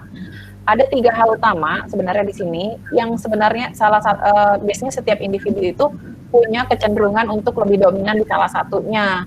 Ini mungkin bisa dilihat ada 3, yaitu intrinsic, extrinsic, dan self development. Tentunya dilihat dari dominan ke arah mana, kemudian cocok nggak dengan value dari klinik kita, yaitu apakah kita memang sangat mengedepankan ekstrinsik, yaitu uang, fasilitas, dan segala macam, atau kita mengedepankan self development. Jadi pilih juga pegawai, dokter, dan lain-lain yang memang selaras dengan value yang kita miliki. Nah, kita ada pertanyaan, ini kayaknya kalau nggak salah udah dijawab tadi ya, suka duka memiliki banyak cabang klinik. Sebenarnya tadi sudah dijawab terkait dengan suka duka, ada 4 komponen biaya besar tadi, kemudian tersandung dalam hal renovasi, nanti untuk proses tahapan pembangunan cabangnya bisa dilihat sampai akhir, kita akan sediakan di satu slide-nya gitu ya. Nah, ini teman-teman pastikan kalau misalnya Anda membuka cabang kepada tempat lainnya, tadi ada pertanyaan dari Dokter Anggun, kalau misalnya membukanya pet shop bukan klinik, pastikan juga standar operasionalnya tereplikasi dengan baik, gitu ya. Apalagi kalau misalnya akan membangun nama yang sama, gitu ya. Nah, ini yang sudah dilakukan oleh teman-teman di cabang Medan terkait dengan standar operasionalnya, dibawa dari grup ke cabang Medan, baik dari customer service-nya, kemudian sistem komunikasinya kepada internal dan eksternal, pembukuan dan sistem manajemen, kemudian sampai pencatatan rekam medis, pelaksanaan operasi, sampai dengan cara kerja umum dan protokol kesehatan. Nah, kalau misalnya Anda memiliki standar yang berbeda untuk di berbagai cabang, biasanya Anda akan kehilangan trust atau kepercayaan dari customer Anda. Nah, kita langsung masuk yang terakhir, agenda yang terakhir yaitu tantangan di masa pandemi. Untuk Dokter Anggun, pertanyaannya kami tahan dulu sebentar ya dok ya, karena kita mau lihat apakah masih ada waktu atau tidak. Mohon maaf kalau misalnya nanti ternyata tidak bisa terjawab kalau tidak ada waktu, jadi kami lanjutkan dulu dengan materi. Nah, ini kita ada pertanyaan dari Dinda Mahardika. Apa sih kiat sukses membuka klinik baru? Boleh dijawab singkat, Dok? Oke, kiat sukses membuka klinik baru yang pasti kita harus punya semangat ya. Artinya adalah balik lagi visi, misi, semua itu harus punya semangat ya, harus punya juga. Karena kalau kita tidak mendasari diri dengan keyakinan dan semangat akan hal tersebut, semua nggak akan bisa berjalan dengan baik deh. Terus kiat suksesnya adalah kembali lagi ya untuk masalah klinik, kita balik lagi kepada pelayanan service ya. Jadi optimalkan kepercayaan klien ya kepada kita, yang mana itu adalah kunci sukses di bidang pelayanan, di bidang khususnya di bidang klinik. Karena kalau kita sudah mendapatkan trust, jangan sampai kita mengecewakan klien kita. Intinya adalah kita harus bisa benar-benar menjawab semua permasalahan mereka. Kita jadi solusi bagi mereka. Nah, pertanyaan berikutnya adalah apa sih tantangan cabang Medan di masa pandemi, dan kira-kira mungkin bisa share sedikit nggak apa yang sudah dilaksanakan sejauh ini, Dok? Oke, tantangan di masa pandemi sejauh ini sih sebenarnya boleh bilang hampir tidak terkena imbas ya, karena kita juga baru mulai, sehingga rate per bulannya itu memang masih boleh dibilang fluktuatif. Tapi yang boleh dibilang lucunya ya, di era pandemi ini justru kita malah melesat ya. Beberapa bulan, 2 atau 3 bulan belakangan ini justru yang menjadi puncaknya. Kenapa bisa seperti itu? Kembali lagi mungkin untuk strategi dan rencana taktisnya, kita nggak punya rencana yang bagaimana, yang terlalu bagaimana. Artinya adalah apa yang kita bawa dari Serpong ya, mungkin bagaimana cara kita melakukan pelayanan ke klien, education ke klien, terus bagaimana kita mulai dari hal simple, menyapa klien yang mulai dari senyum, sapa, dan salam, itu kita bawa semuanya dari Serpong, dan itu menjadi hal yang luar biasa di sini. Saya kurang tahu kenapa, tapi yang pasti apa yang kita berikan, mau dia itu kelas menengah, kayak bawah, kayak premium, kayak, tapi kita bisa memberikan semua itu service yang maksimal, yang prima, yang premium, itu menjadi suatu nilai yang sangat-sangat plus sekali di Medan ini, dan itu yang kami rasakan di 3-4 bulan pertama. Kita coba untuk melakukan pelayanan sesuai dengan standar yang ada di Serpong, dan ternyata di bulan berikutnya itu menjadi buah kemenangan yang luar biasa ya. Artinya adalah kita juga tidak menyangka dengan pelayanan yang kita berikan, dengan totalitas yang kita berikan, ternyata itu yang mereka cari, itu solusi yang mereka cari bagi warga-warga atau pet owner yang ada di Medan gitu loh.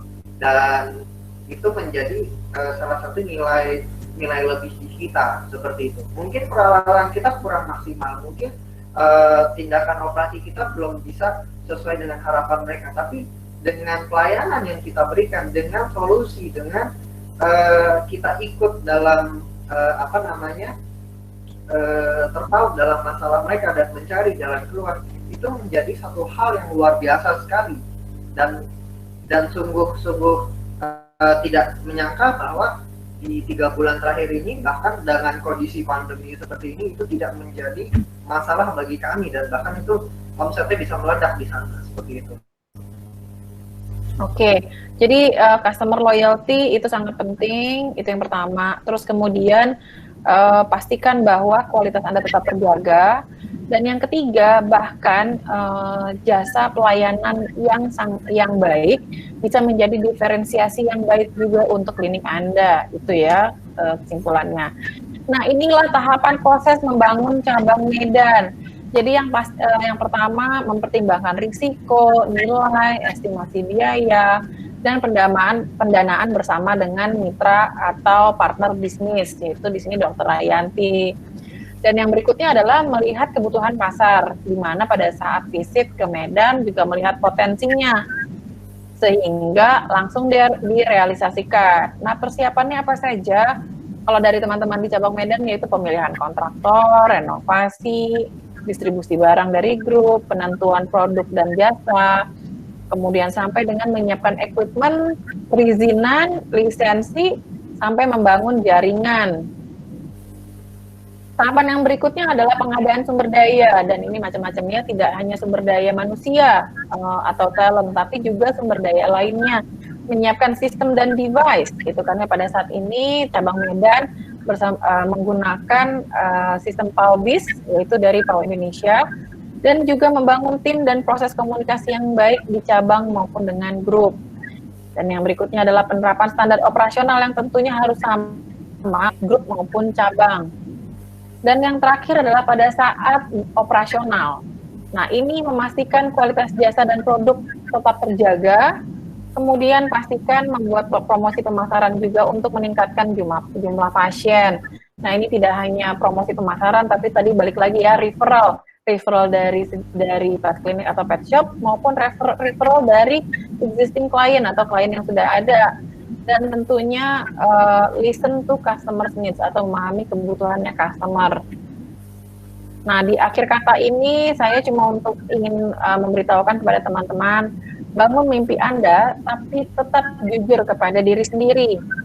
Yang pertama adalah starting small, tidak ada salahnya dengan dengan melangkahi semuanya dengan serba kecil skalanya, tidak apa-apa. Pastikan proses tidak kompleks, jadi jangan membuat hidup Anda ribet atau rumit, gitu kan ya. Pastikan proses Anda tidak kompleks atau tidak rumit. Kemudian Anda juga harus tetap realistis kepada akses sumber daya Anda. Nah, sumber daya ini macam-macam, kepada expertise atau tenaga ahli, dana, talent atau manusianya, kemudian juga equipment. Nah, ini yang penutup dari kami. Saat ini kami terima kasih sekali teman-teman sudah hadir bersama PAU Indonesia dan Dr. Rayanti and Friends cabang Medan, gitu kan. Dan saat ini saya akan menghentikan presentasi sehingga bisa melihat muka Dr. Chris, gitu ya. Oh ya, untuk Dr. Anggun mungkin bisa dijawab sedikit ya Ibu ya. Boleh, silakan. Pertanyaan terakhir ya. Nah, kalau menurut saya sih sebenarnya memang tidak ada masalah ya kalau menggunakan brand yang sama. Tapi kalau bisa sedikit dibedakan brandnya, mungkin bisa menggunakan nama yang sama, misalnya klinik Dr. Hewan Anggun.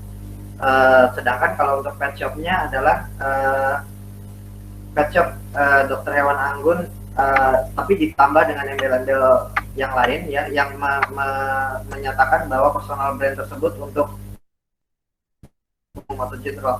Tapi kalau dibedakan menurut saya tidak ada masalah, cuman yang pasti harus pastikan bahwa pet shop tersebut merupakan anak cabang dari klinik Dr. Anggun.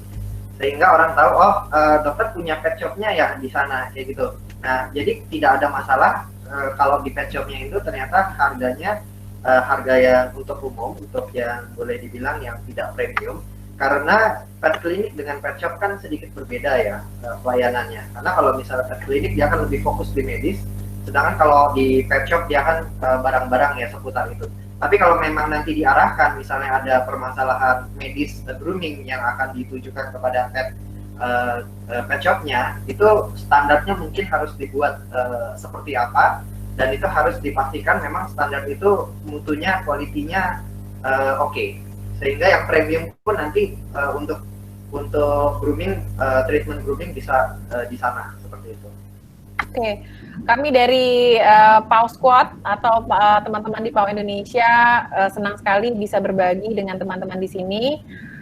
Terima kasih kepada Dok Kris atas kesediaannya, sukses terus untuk Dok Kris, kemudian untuk Dr. Rayanti, untuk Dr. Dora, semangat terus bahwa memimpin suatu cabang baru itu tidak mudah ya. Semoga teman-teman juga mendapatkan manfaat dari malam ini.